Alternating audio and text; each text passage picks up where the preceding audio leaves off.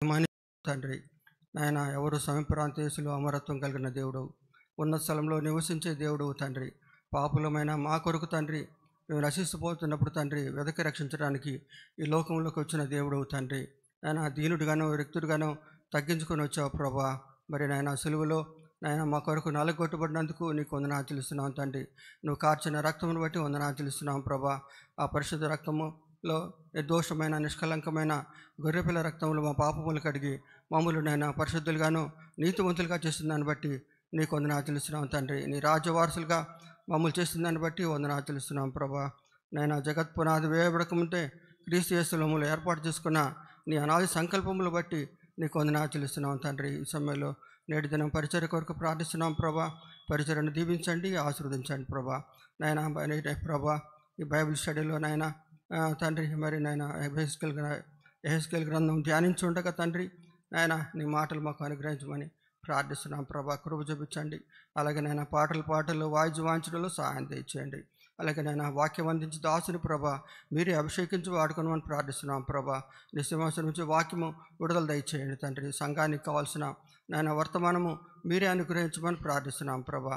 ఈ పరిచర్య అంతటూ కూడా నీ చేతులకు అప్పగించుకుంటూ యేసు నామములో ప్రార్థించి వేడుకుంటున్నాం తండ్రి. ఆమేన్.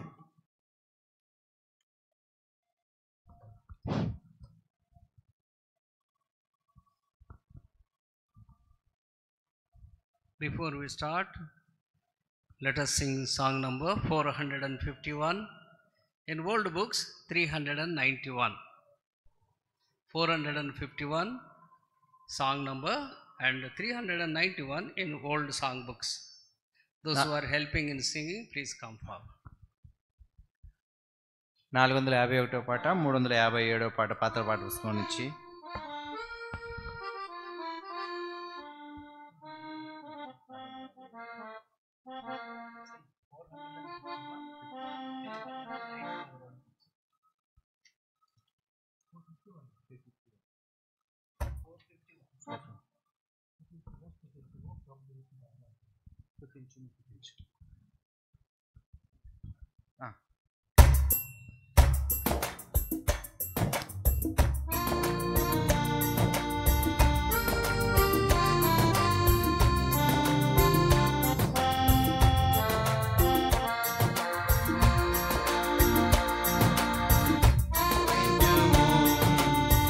స్తుతించుము ప్రభు యేసు రాజని, స్తుతించుము ప్రభు యేసు రాజని. యెరూషలేమా తెరువు ద్వారము, రాజు నీలో ప్రవేశించు. యెరూషలేమా తెరువు ద్వారము, రాజు నీలో ప్రవేశించు. అడ్డుపరచక నేడే మనము, అడ్డుపరచక నేడే రమ్మనుము. ప్రభు యేసు నీకు రాజాయను, ప్రభు రాయను. స్తుతించుము ప్రభు యేసు రాజని, స్తుతించుము ప్రభు యేసు రాజని. ఎందుకు నీవు దారి తొలగితివి, పిలిచెను నీ రక్షకుడు.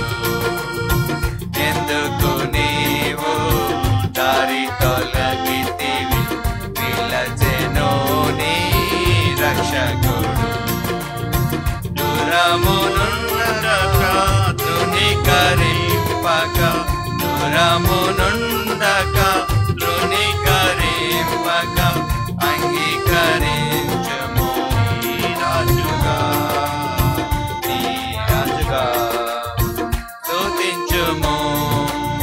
స్తుతించుము ప్రభు యేసు రాజని, స్తుతించుము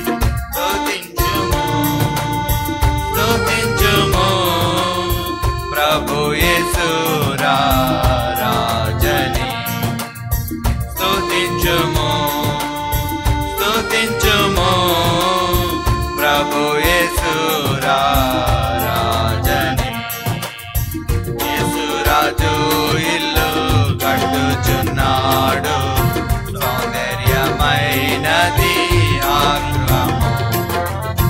యేసురాజు ఇల్లు కట్టుచున్నాడు, సౌందర్యమైనది ఆ గృహము.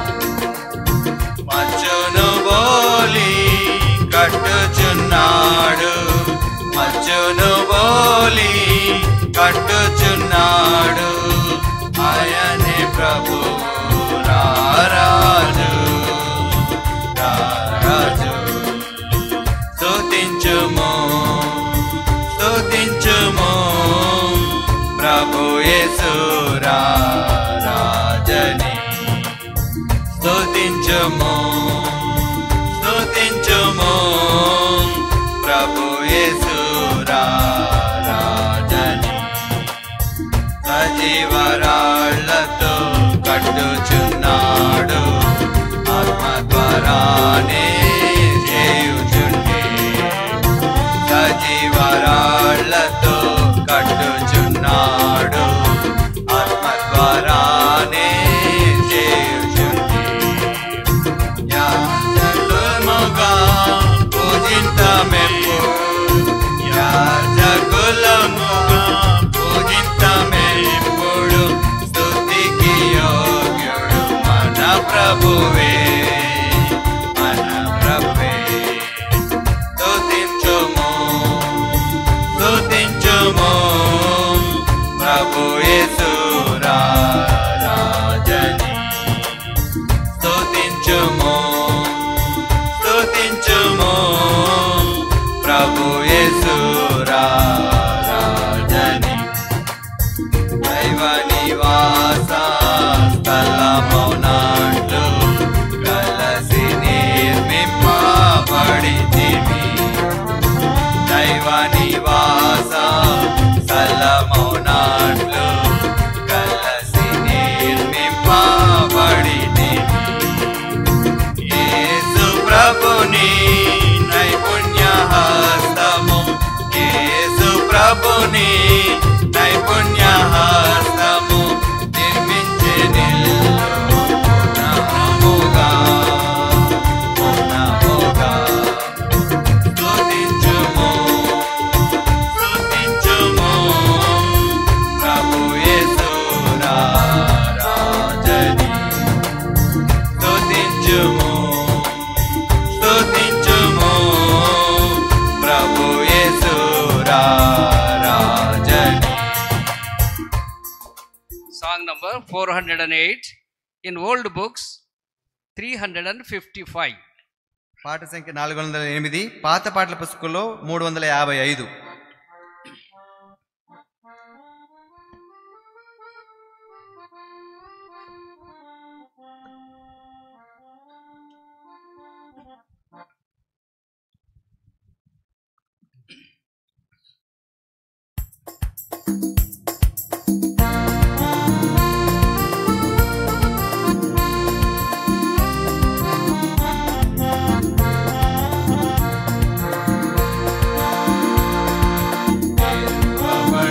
ఉన్నది కృప ద్వారము, త్వరపడి రమ్మని పిలచెనెసు.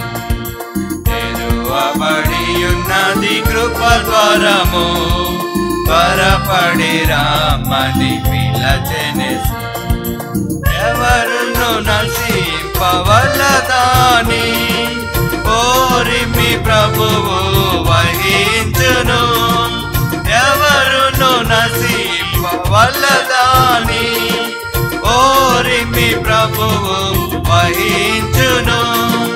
మారు మనసును పొందనిదే మక్కువతో ప్రభువు పిలుచున్నాడు. మారు మనసును పొందు సమయమిదే మక్కువతో ప్రభువు పిలుచున్నాడు. తెరువబడి ఉన్నది కృప ద్వారము, త్వరపడి రమ్మని పిలచెనెసు. తెరువబడి ఉన్నది కృప ద్వారము, త్వరపడి రమ్మని పిలచెనెసు. ద్వారము తెరువబడి ఉండగా దయ చూప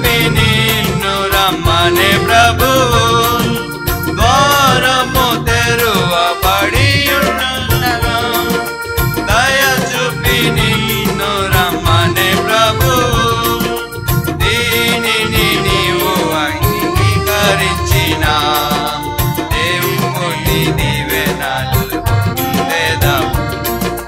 దీనిని నీవు అంగీకరించిన దేవుని దీవెనలు పొందెదవు.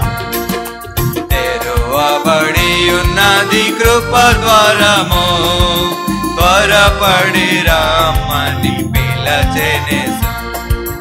తెరువబడి ఉన్నది కృప ద్వారము, త్వరపడి రమ్మని పిలచెనేసు. రాత్రి గడచిపోయి పగలాయెను, అతిక్రమములను విడుమవు. రాత్రి గడచిపోయి పగలాయెను, అతిక్రమములను విడుమని ప్రభు. నీతి సూర్యుడు ఉదయించును, వీటిని విడచి సిద్ధపడుము. నీతి సూర్యుడు ఉదయించును, వీటిని విడచి సిద్ధపడుము. తెరువబడి ఉన్నది కృప ద్వారము, త్వరపడి రమ్మని పిలచెనేసు. తెరువబడి ఉన్నది కృప ద్వారము, త్వరపడి రమ్మని పిలచెనేసు. అర్ధరాత్రి వేళ గొప్ప సందడాయెను, అదిగో పెండ్లి కుమారుండు వచ్చెననియు. అర్ధరాత్రి వేళ గొప్ప సందడాయెను, అదిగో పెండ్లి కుమారుండు వచ్చెననియు. సిద్ధముగానున్న వారే వెళ్ళెదరుగా, ఆత్మము మోయబడు త్వరపడుము. సిద్ధముగానున్న వారే వెళ్ళెదరుగా, ఆత్మము మోయబడు త్వరపడుము. తెరువబడి ఉన్నది కృప ద్వారము, త్వరపడి రమ్మని పిలచెనేసు. తెరువబడి ఉన్నది కృప ద్వారము, త్వరపడి రమ్మని పిలచెనేసు. వెళ్ళగోరి ఉన్న సిద్ధపడవలెను, యేసు రక్తమందు శుద్ధి కావలెను. వెళ్ళగోరి ఉన్న సిద్ధపడవలెను, యేసు రక్తమందు శుద్ధి కావలెను. ఘనముగా మీరు ప్రవేశింపవలెను, మన తండ్రి యొక్క పూర్ణ సంకల్పమిదే. ఘనముగా మీరు ప్రవేశింపవలెను, మన తండ్రి యొక్క పూర్ణ సంకల్పమిదే. తెరువబడి ఉన్నది కృప ద్వారము, త్వరపడి రమ్మని పిలచెనేసు. తెరువబడి ఉన్నది కృప ద్వారము, త్వరపడి రమ్మని పిలచెనేసు. Song number 314 in old books 274. పాట సంఖ్య 314, పాత పాటల పుస్తకంలో 274.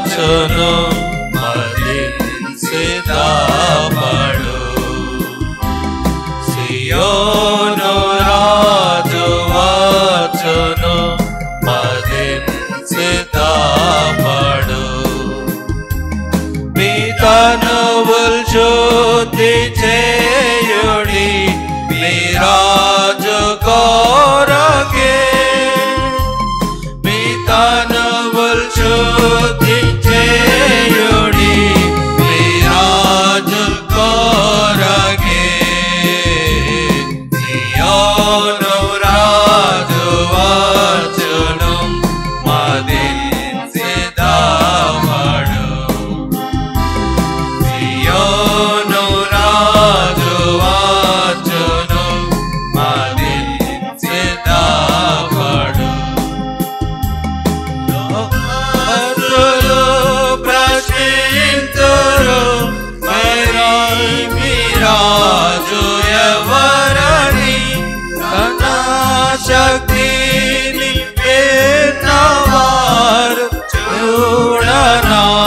ఘోషింతురుగా లోకస్తులు ప్రశ్నింతురు మరి మీ రాజు ఎవరని తన శక్తిని విన్నవారు చూడనాచేతురుగా క్రీస్తే మన రాజని ఉత్సాహించేదము క్రీస్తే మన రాజని ఉత్సాహించేదము మీ తనువుల్ శుద్ధి చేయుడి మీ రాజు కోరగే మీ తనువుల్ శుద్ధి చేయుడి మీ రాజు కోరగే సియోను రాజు వచ్చును మదించెదమడు సియోను రాజు వచ్చును మదించెదమడు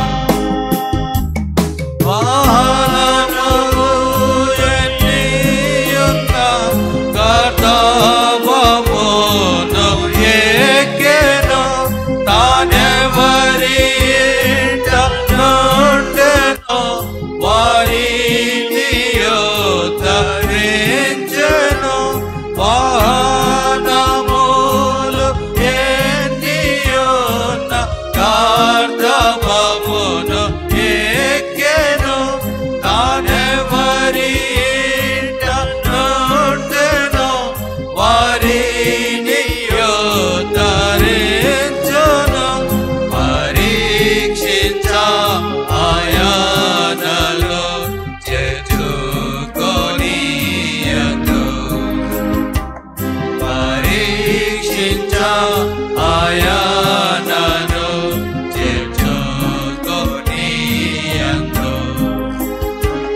మీ తనువుల్ శుద్ధి చేయుడి మీ రాజు కోరగే మీ తనువుల్ శుద్ధి చేయుడి మీ రాజు కోరగే సియోను రాజు వచ్చును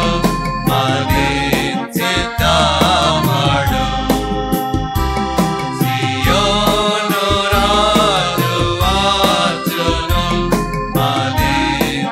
మదించెదమడు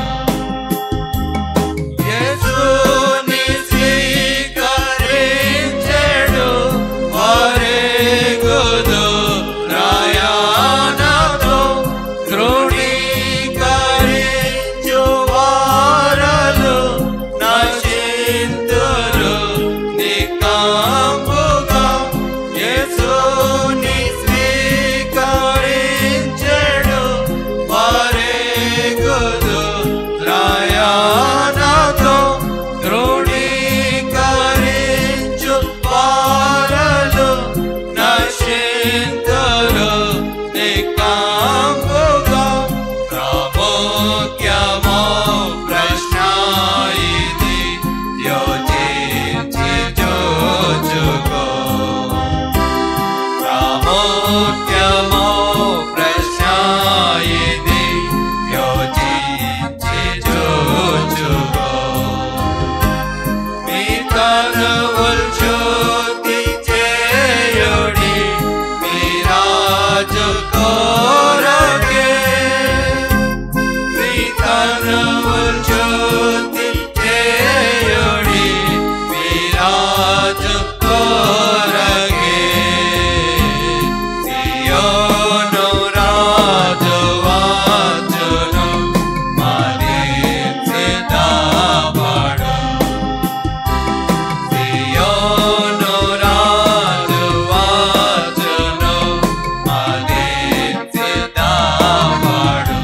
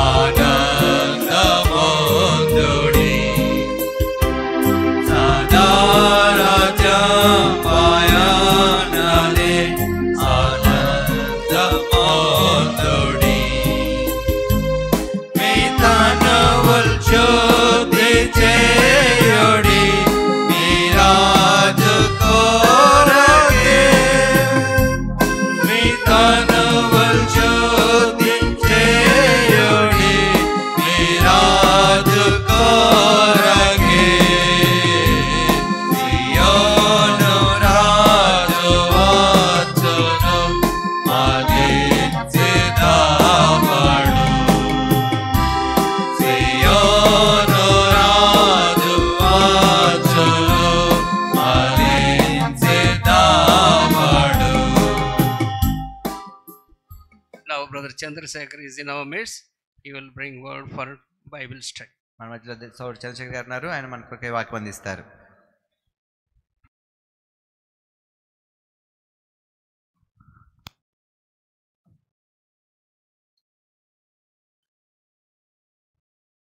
వాక్యం ధ్యానించే ముందు బైబిల్ పల్లె పాడుకుందాం. గ్రంథ వాగ్దానములని గ్రంథ వాగ్దానములన్నీ నావి, ప్రతి అధ్యాయము వరుస వచనము వాగ్దానంబులు. గ్రంథ వాగ్దానంబులన్నీ నావి. Every promise in the book is mine. Every chapter, every verse, every line. All the blessings of mine.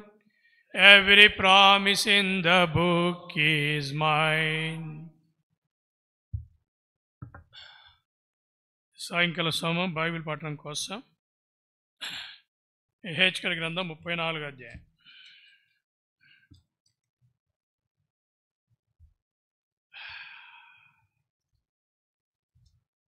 యెహెజ్కేలు గ్రంథం 34 అధ్యాయం 11-12 వచనాలు అందరం కలిసి చదువుకుందాం.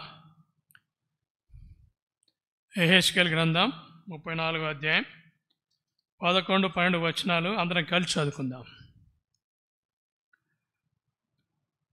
ప్రభు అయిన యెహోవా సెలవిచ్చినదేమనగా, ఇదిగో నేనే నా గొర్రెలను వెదకి వాటిని కనుగొందును.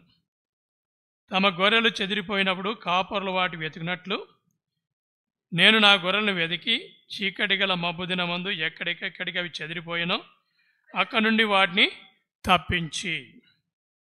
తర్వాత ఇదే అధ్యాయంలోనే 31వ వచనం, చివరి వచనం చదువుదాం అందరం. 31వ వచనం అందరం కలిసి చదువుదాం. నా గొర్రెలను నేను మేపుచున్న గొర్రెలకు మీరు మనుషులు, నేను మీ దేవుడను, ఇదే ప్రభు అయిన యెహోవా వాక్కు. తర్వాత 19వ కీర్తన ఒక మాట చదువుకుందాం. సామ్ 19, 19వ కీర్తన 7-8 వచనాలు చదువుదాం అందరం. 19వ కీర్తన 7-8 వచనాలు అందరం కలిసి చదువుదాం. యెహోవా నియమించిన ధర్మశాస్త్రం యథార్థమైనది, అది ప్రాణమును తెప్పరిల్లజేయును. యెహోవా శాసనం నమ్మదగినది, అది బుద్ధిహీనులకు జ్ఞానం పుట్టించును. యెహోవా ఉపదేశం నిర్దోషమైనవి, హృదయమును సంతోషపరచును. యెహోవా ఏర్పరిచిన ధర్మము నిర్మలమైనది, అది కన్నులకు వెలుగిచ్చును. ప్రభు సాయం కోసం చిన్న ప్రార్థన చేసుకుందాం.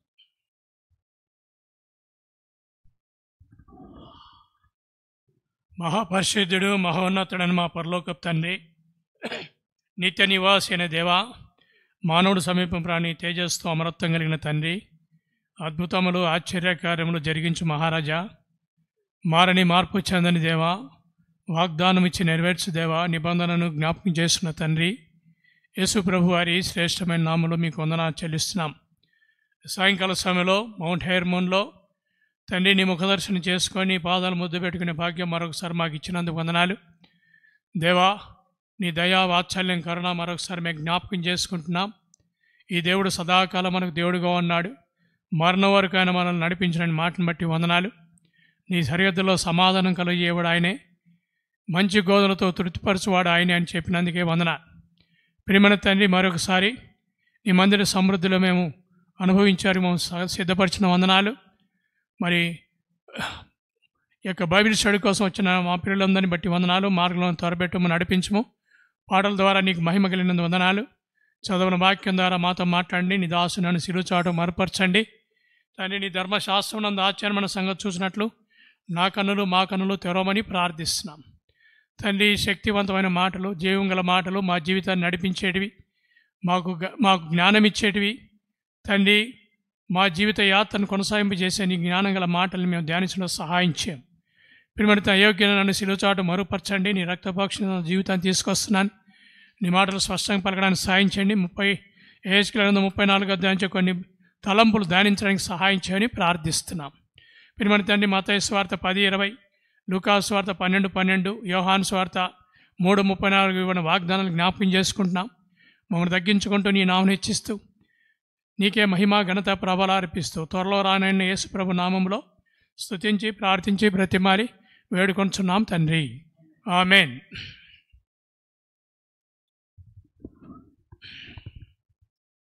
యెహెజ్కేలు గ్రంథం 34వ అధ్యాయంలో ఇంగ్లీష్ వర్షన్లో దీనికి ఒక హెడ్డింగ్ ఏముంటుందంటే, ఒక ట్రాన్స్లేషన్లో షీప్ అండ్ షెఫర్డ్స్ అని ఉంటుంది. ఒక ట్రాన్స్లేషన్లో షీప్ అండ్ షెఫర్డ్, ఇంకో ట్రాన్స్లేషన్లో ఏముంటుందంటే ద ఫాల్స్ షెఫర్డ్స్ అని కూడా ఉంటుంది. సరే, ఏదైనప్పటికీ ఇక్కడ మనం చూసినప్పుడు గొర్రెలు, కాపరులు, తర్వాత దేవుని ప్రజలను నడిపించే యెహోవా దేవుడు, తర్వాత దేవుడు వాగ్దానం చేసినట్లుగా దావీదు యొక్క సంతానంగా ఇవ్వబడిన యేసు ప్రభు వారి గురించి చూస్తాం. నా సేవకుడైన దావీదుని వారి మీద కాపరిగా ఉంచాను, ఈ మాటలు మనం చూస్తాం. అదే సమయంలో మరి 37వ వచనంలో జరిగినట్లుగా దేవుడు మానవుల్ని గొర్రెలుగా పోల్చాడు. సరే, ఈ 31 వచనాల్లో మనం ధ్యానించే ముందు ఈ అధ్యాయాన్ని 3 కోణాల్లో మనం ధ్యానించాలి. We have to meditate in 3 angles. ఒకటి, సాధారణంగా మనం చూస్తున్నాం, మరి మన దేశంలో కానీ ఏ దేశంలో కానీ లేకపోతే ఆ దినాల్లో అబ్రహాం, ఇస్సాకు, యాకోబుల దినాల్లో మరి మనుషులకు ప్రధానమైంది పశువుల కాపరులు. మొట్టమొదట మానవుడికి ఇచ్చిన మానవుడు నేర్చుకున్న ఆక్యుపేషన్ ఏంటంటే ఇదే, పశువులను కాపడం. సరే, ఈ లోకంలో మనం చూస్తున్నాం, మన చుట్టూ ఉన్న ప్రజలు చూస్తున్నాం, గొర్రెల కాపరులు. తర్వాత రెండవదిగా దేవుడు తన ఇజ్రాయేలు నడిపించిన నాయకుడిగా ఉన్నాడు. ఇజ్రాయేలు ప్రజలను గొర్రెలుగా చూశాడు, వారిని నడిపించిన నాయకుడిగా దేవుడు, యెహోవా దేవుడు ఉన్నాడు. ఎందుకంటే 78వ కీర్తనలో ఆయన తన మందను నడిపించాడనే మాట ఉంటుంది. 78వ కీర్తన 52వ వచనంలో ఆయన తన మందను నడిపించాడనే మాట ఉంటుంది. అది రెండవ కోణం. మొదటి కోణము ఈ లోకంలో మనం చూస్తున్న గొర్రెల కాపరులు. రెండవది, ఇజ్రాయేల్ ప్రజలను గొర్రెలుగా అనుకొని దేవుడు తన ప్రజలను నడిపించిన గొప్ప కాపరిగా ఉన్నాడు. అది రెండవ అంశం. మూడవ కోణంలో దేవుడు చెప్పినట్లుగా ఇక్కడ 23వ వచనంలో వాటిని మేపుటకై నేను నా సేవకుడను దావీదును వాటిని కాపరిగా నియమించేదను అనే మాట చూస్తాం. ఇది కొత్త నిబంధనలో దేవుని సంఘాన్ని నడిపించే గొప్ప కాపరి, గొర్రెల గొప్ప కాపరి. హెబ్రీ పత్రిక 13లో మనం చూసినట్లుగా గొర్రెల గొప్ప కాపరి దేవుని సంఘము. ఎందుకంటే కొత్త నిబంధనలో దేవుడి సంఘాన్ని మందగా చూస్తాం. లూకాసు వార్త 12వ అధ్యాయంలో, తర్వాత అపోస్తుల కార్యం 20వ అధ్యాయంలో, 1 పేతురు 5వ అధ్యాయంలో మంద అనే మాట మనం చూస్తాం. మంద అంటే ఫ్లాక్. కాబట్టి మీ 3 కోణాల్లో మనం ధ్యానించినప్పుడు మొట్టమొదటిగా గొర్రెలు ఉన్నాయి, గొర్రెలను కాచే కాపర్లు ఉంటారు. గొర్రెలు కాచే కాపర్లు ఏం చేస్తారు? అసలు ఎందుకు గొర్రెలు కాయాలా? అది వాళ్ళ వృత్తి. మనం ఎవరిని అడిగితే ఎట్లా ఉందంటే, మా నాయన గొర్రెలు కాసినాడు, మా తాత గొర్రెలు కాసినాడు, మేము ఇదే కాస్తున్నాం. అది వాళ్ళకి వృత్తి. దానివల్ల కొంత డబ్బులు వస్తాయి. ఈ మధ్య సొరంగంలో ఒక ఆయన నాకు పరిచయం అయినాడు. ఆయన పేరు శ్రీను అని. ఆయన కొడుకు ఇద్దరు కాస్తారు. ఆయనకేమో చదువు రాదు, ఆయన కొడుకేమో బీఎస్సీ చేరినాడు ఫస్ట్ ఇయర్. దాని గురించి అడిగేటప్పుడు చెప్తాడు, మరి ఏమయ్యా గొర్రెలు ఎట్లా కాస్తా అంటే దాని గురించి చెప్తాడు. గొర్రెలకు మేకలు తేడా ఏమన్నా ఉందంటే ఉంది అంటాడు. గొర్రెలకు మేకలకు తేడా ఏంటంటే, గొర్రెలు తల ఎత్తకుండా దొరికిందని తింటాయంట.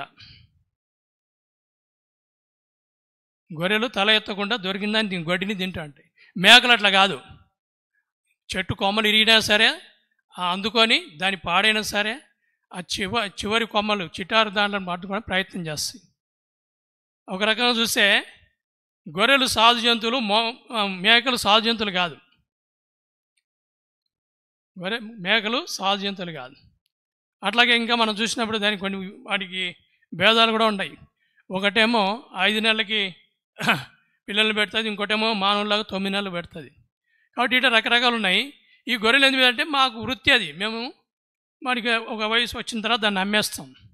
ఎప్పుడు అమ్ముతారా అయ్యా అంటే ఒక ఆయన చెప్తాడు, ఎప్పుడైతే గొర్రె 5 కేజీలు బరువు పెరిగిందంటే అప్పుడు అమ్ముతాడంట. 5 కేజీలు బరువు పెరిగితే దాన్ని 3,000కి అమ్ముతాడంట. సరే, రకరకాల విషయాలు ఉన్నాయి. ఇప్పుడు ఏం చేస్తాడు గొర్రెల కాపరులు? అవి ఎట్లా తింటున్నాయి చూస్తాడు. ఎట్లా తింటున్నాయి, ఎక్కడ నీళ్ళు తాగుతున్నాయి, ఎక్కడ తప్పిపోతున్నాయా, లేకపోతే బయట నుంచి వచ్చి ఏమైనా బెదిరిస్తున్నాయా, ఇట్లాంటివి కూడా చూస్తారు. అవన్నీ కూడా మామూలు కాపర్లు చేసేది. అయితే కొంతమంది సోమరుల కాపలు ఉంటారు, వాళ్ళ దగ్గర మందలు సరిగా పెరగవు. ఎందుకు పెరగంటే వాళ్ళు సరిగా పట్టించుకోలే. చూడండి, ఇక్కడ ఒక మాట రాయబడింది 34వ అధ్యాయంలో, 34వ అధ్యాయం 4వ వచనం. 34వ అధ్యాయం 4వ వచనంలో, బలహీనమైన వాటిని మీరు బలపరచరు, రోమగంగుల వాటిని స్వస్థపరచరు, గాయపడిన వాటికి కట్టుకట్టరు, తోలివేసిన వాటిని మరలా తోరుకొని రారు, తప్పిపోయిన దాన్ని వెదకరు. ఇది సోమరి అయిన గొర్రెల కాపరి చేసే పని, అంటే బాధ్యత లేని గొర్రెల కాపరులు. అందుకే వాళ్ళ మందలు పెరగవు, వాళ్ళు దానివల్ల ఏం ఉపయోగం పొందరు. ఏదో చేస్తున్నాం, మాకు కూడా ఉంది, వృత్తి ఉంది కాబట్టి చేస్తున్నాడు. కానీ నిజమైన కాపరి ఏం చేస్తాడు? నేను చెప్పాను, అయ్యా ఈ గొర్రెలు మీరు సాయంత్రం ఇంటికి తీసుకుపోతారు కదా, లెక్క పెట్టుకుంటారంటే ఆయన చెప్తాడు, నేనేం లెక్క పెట్టాను సార్, అవే వస్తాయి. ఒక్కొక్క మందలో 110, 120, ఒకసారి 150 ఉంటాయి. మరి అన్ని లెక్కకు వచ్చేటి తెలుస్తాయంటే మాకు తెలిసిపోతుంది అంటాడు. మేము లెక్క పెట్టి 1, 2, 3 అని అటెండెన్స్ చేసుకోం, కానీ అవి అంతా వస్తాయి. సాయంత్రం పట్టేపటికి మొత్తానికి వస్తాయి. మళ్ళీ ఉదయాన్నే మేము గేటు తెరిస్తే మళ్ళీ బయటికి పోతాయి, మళ్ళీ తీసుకెళ్తామంటాడు. అంటే ఇతను ఈ కాపరికి చాలా జాగ్రత్తగా ఉంది. వీటిలో ఏదైనా తప్పిపోతే వెంటనే గుర్తుపడతాడంట. ఇంకోటి, వీటిలో కొన్ని బలహీనమైపోతాయి, జబ్బులు వస్తాయి, వాటిని ఏం చేస్తాడు? దానికి ట్రీట్మెంట్ ఇప్పిస్తాడు. తర్వాత ఒకటి ఎక్కడో పొరపాటున ఎక్కడో పొదలో చిక్కొని పోతుంది, వాటి కోసం ఎత్తుకుతా పోతాడు. కొన్ని సరిగా నీళ్లు తాగలేవు, కొన్ని జ్వరం వచ్చి సరిగా ఆహారం తినలేవు, అటు వాటిని కనిపెడతాడు. ఇంకా కొన్ని ఏం చేస్తాయంటే పొలంలోనే ఒకటి అది ఆ గొర్రె విన్నప్పుడు ఏం చేస్తారు? పిల్ల నడవలేకపోతే ఏం చేస్తారు? భుజం మీద వేసుకొని తీసుకొస్తారు. ఇవన్నీ కూడా మామూలుగా చేసేది మనం చూస్తున్నాం. సరే, ఇవన్నీ చేసిన తర్వాత ఇక్కడ ప్రవక్త అయిన ద్వారా దేవుడు మాట్లాడుతున్నాడు. 2వ వచనం, దేవుడు మాట్లాడుతుంటే, నరపుత్రుడా, ఇజ్రాయేల్ కాపర్ల గురించి ఈ మాట ప్రవచింపుము. ఇజ్రాయేల్ కాపర్లు అంటే ఎవరు? మత పెద్దలు, రాజకీయ నాయకులు, రాజులు, ఒక ఊర్లో ఒక పెద్దవాళ్ళు, లేకపోతే వాళ్ళని నడిపించేవాళ్ళు. ఈ సందర్భం మనం చూసినాం. మనం మొదటి అధ్యాయంలోనూ తర్వాత 2వ అధ్యాయంలో కూడా వీళ్ళు అక్కడ కెబార్ నది వాసంలో ఉన్నారు, కాందేశికులుగా ఉన్నారు, బానిసలుగా ఉన్నారు, చెరపట్టబడిన వారిగా ఉన్నారు. అయినా కూడా అక్కడ వాళ్ళలో వాళ్ళు కొంతమంది పెద్దల్ని ఏర్పాటు చేసుకున్నారు. ఎందుకంటే వీళ్ళంతా యూదులు కాబట్టి, వీళ్ళందరూ కూడా ఇజ్రాయెల్ ప్రజలు కాబట్టి, వాళ్ళతో కలిసిపోలేదు కాబట్టి వీళ్ళందరూ కూడా దేవుడు వాళ్ళకు కొంతమంది నాయకులు ఇచ్చారు. అందుకని ఇక్కడ ఈ కాపర్లు ఎవరంటే, నరపుత్ర, ఇజ్రాయెల్ కాపర్లను గూర్చి ఈ మాట ప్రవచింపము. స్థానికంగా పెద్దలు కావచ్చు, లేకపోతే మరి యెహెజ్కేలు లాంటి యాజక సంబంధమైన వాళ్ళు కావచ్చు, మొత్తానికి ప్రవక్తలు కావచ్చు, కొందరిని వారిని నడిపించడానికి పెట్టాడు. అయితే వారి గురించి దేవుడు అంటున్నాడు, ఇజ్రాయెల్ కాపర్లు ఈ మాట ప్రవచింపము. ఏమిటంటే 2వ వచనం చివరిలో, ప్రభువుకు యెహోవా సెలవిచ్చినదేమనగా, తమ కడుపు నింపుకొని ఇజ్రాయెల్ కాపర్లకు శ్రమ.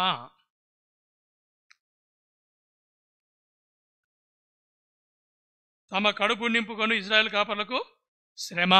ఎందుకంటే ఇక్కడ రాయబడింది, గొర్రెలను మేపవలను కదా. గొర్రెలంటే ఇక్కడ ఇజ్రాయెల్ ప్రజల గురించి జాగ్రత్త తీసుకోవాలి కదా అని అర్థం. మీరు క్రొవ్విన గొర్రెలను వధించి క్రొవ్వును తిని బొచ్చును కాపుకొందరు, కానీ గొర్రెలను మేపరు. వారి బాగోగులు మీరు చూడడం లేదు. కొన్నేమో నాయకత్వం లేక తగ్గిపోయినాయంట. చూడండి, ఇక్కడ రాయబడింది 5వ వచనంలో, కాబట్టి కాపరు లేకయే చెదిరిపోయి సకల అడవి మృగములకు ఆహారమాయను. మీరు సరిగా పట్టి చూడడం కాబట్టి నా ప్రజలు నశించిపోతున్నారు. చూడండి, ఇర్మియా గ్రంథంలో కూడా దీనికి సంబంధించిన మాట 23వ అధ్యాయం. ఇర్మియా గ్రంథం 23వ అధ్యాయంలో 1వ వచనం. ఇర్మియా గ్రంథం 23వ అధ్యాయం 1వ వచనం. యెహోవా వాక్కిదే, నా మందలో చేరిన గొర్రెలను నశింపజేయుచు చెదరగొట్టు కాపర్లకు శ్రమ. తర్వాత యెహోవా తన జనులను మేపు కాపులను గూర్చి ఈలాగ సెలవిచ్చున్నాడు, మీరు నా గొర్రెలను గురించి విచారం చేయక చెదరగొట్టి పారదోలితిరి. ఇదిగో మీ దృష్టిని బట్టి మిమ్మల్ని శిక్షింపబోచున్నాను. కాబట్టి ఇజ్రాయెల్ పెద్దలకి హెచ్చరిక, ఇజ్రాయెల్ పెద్దలకి హెచ్చరిక. జకర్యా గ్రంథం కూడా మనం చూస్తాం, మందను విడనాడు కాపర్లకు శ్రమ అని జకర్యా గ్రంథంలో మనం చూస్తాం. కాబట్టి ఈ పెద్దలు వారి బాధ్యతలు గుర్తించడంలే, పెద్దలు వారి బాధ్యతల్ని గుర్తించడంలే. ఎవరు సరిగా లేరు, ఎవరు సరిగా ఉన్నారు, ఎవరు ఇబ్బంది పడుతున్నారు, ఎవరు సరిగా సమాజం ఉండలేకపోతున్నారు, ఎవరు విడిపోతున్నారు, ఎవరు మరి బెదిరికంతో కలిసిపోతున్నారు, ఎవరు వాటన్ని కూడా పట్టి, అందుకోసమే ఇవన్నీ చెదిరిపోయినాయి అంటున్నాడు. ఇవన్నీ చెదిరిపోయినాయి. 6వ వచనంలో చివరిలో మనం చూస్తే 7వ వచనంలో కాబట్టి కాపర్లారా యెహోవా మాట ఆలకించుడి. కాబట్టి కాపర్లారా యెహోవా మాట ఆలకించుడి. తర్వాత 9వ వచనంలో కాబట్టి కాపర్లారా యెహోవా మాట ఆలకించుడి. 10వ వచనం నా జీవంతోడు నేను ఆ కాపర్లకు విరోధినైతిని. నా జీవంతోడు ఆ కాపర్లకు నేను విరోధినైతిని. కాబట్టి ఇవన్నీ చెప్పి వీటిని నేను అట్లే వదిలిపెట్టను అంటాడు. మీ మీద ఆధారపడినాడు, కానీ మీరు ఇవ్వబడిన బాధ్యతలు మీరు సరిగా నెరవేర్చడంలే, మీరు సరిగా నెరవేర్చలే. కాబట్టి నేనే నా ప్రజల గురించి నేను జాగ్రత్త పడతాను, నేనే నా ప్రజల గురించి జాగ్రత్త పడతాను అంటాడు. అందువల్ల 11వ వచనంలో చదువుదాం అందరం కలిసి. 11వ వచనం, ప్రభు అయిన యెహోవా సెలవిచ్చినది ఏమనగా, ఇదిగో నేనే నా గొర్రెలను వెతికి వాటిని కనుగొందును. మీకు బాధ్యతలు ఇచ్చాను, కానీ బాధ్యత నెరవేర్చడం లేదు. అందువల్ల నా ప్రజలు చెదిరిపోతున్నారు, వారు సమాజంలోకి వెళ్ళిపోతున్నారు, వారు నష్టాలు పాలవుతున్నారు, వారు చాలా ఇబ్బందులు ఎదుర్కొంటున్నారు. వారిని ఆదరించేవాడు లేడు, వారిని గుర్తించేవాడు లేడు, వారి దగ్గర పోయి విచారించేవాడు లేడు, నువ్వు ఎట్లా ఉన్నావు అడిగేవాడు లేడు. ఇవన్నీ కూడా మరి పెద్దలైన వారు, లేకపోతే నాయకులైన వారు, లేకపోతే ఎక్కడన్నా మరి యాజకులైన వారు, మీరందరూ కూడా బాధలు మర్చేవాడు నేను చూస్తా ఊరుకోను అంటాడు. అందుకని నేనే నా గొర్రెలను వెతికి కనుగొందును. తర్వాత 17వ వచనం, తమ గొర్రెలు చెదిరిపోయినప్పుడు కాపర్లు వాడు వెతకినట్లు నేను నా గొర్రెలను వెతికి చీకటి గల మబ్బు దినమందు ఎక్కడికెక్కడికి అవి చెదిరిపోయినో అక్కడి నేను వాటిని తప్పించి ఆయా జనులను వాటి తోడుకొని వచ్చి ఆయా దేశం వాటి సమకూర్చి వాటిని స్వదేశంలోకి తీసుకొస్తాను. ఇది దేవుడిచ్చిన వాగ్దానం. ఎలాంటి సమయంలో ఈ వాగ్దానము మనం చూసినట్టుగా యెహెజ్కేలు గ్రంథం 1వ అధ్యాయం 2వ అధ్యాయంలో వారు కేబార్ నది ప్రాంతంలో కొన్ని కాళ్ళు తీసుకున్నారు, వారంతా దిగులు పడుతున్నారు. మేము మళ్ళీ యెరూషలేంకి వెళ్తామా, మరి మా మందిరం పాడైపోయిందని విన్నాం, మరి తిరుగు దేవుడు మమ్మల్ని సమకూరుస్తాడా, దేవుడు మమ్మల్ని గుర్తుపెట్టుకున్నాడా, దేవుడు మమ్మల్ని మర్చిపోయినాడా అనే విషయాల్లో ఉన్నారు. కాబట్టి ఇలాంటి పరిస్థితుల్లో మరి ప్రవక్త ద్వారా వారు దయపెడతారు, నేనే కనుగొంటాను. ఇంకేమంటాడు, ఆయా జనాల నుంచి వాడిని తోడుకొచ్చి ఆయా దేశంలో సమకూర్చి వాటిని స్వదేశంలోని తీసుకొస్తానంటున్నాడు. తర్వాత 14వ వచనం చివరిలో అక్కడ అవి మంచి దొడ్డిలో పండుకొనును. ఆ తర్వాత 29వ వచనం మధ్య భాగంలో వారి ప్రఖ్యాతి కొరకై తోట ఒకటి నేను ఏర్పరచెదను. ఈ మాట గమనించండి, వారి ప్రఖ్యాతి కొరకై తోట ఒకటి నేను ఏర్పరచెదను అంటే మరి దేవుడు వారికి వాగ్దానం ఇచ్చాడు, ఒక మంచి భూమిలోకి నేను తీసుకొస్తా. ఇవన్నీ కూడా 1948 సంవత్సరం మే 14వ తేదీన నెరవేరినాయి. ఇజ్రాయెల్ ప్రజలు ఆ దినాల్లో చెదరగొట్టబడినారు. ఆ తర్వాత తిరిగి కొంతమంది వచ్చినారు తిరిగి మందిరాన్ని కట్టుకున్నారు. కానీ తిరిగి క్రీస్తు శకం 70 సంవత్సరంలో సంపూర్ణంగా యెరూషలేం నాశనం చేయబడింది.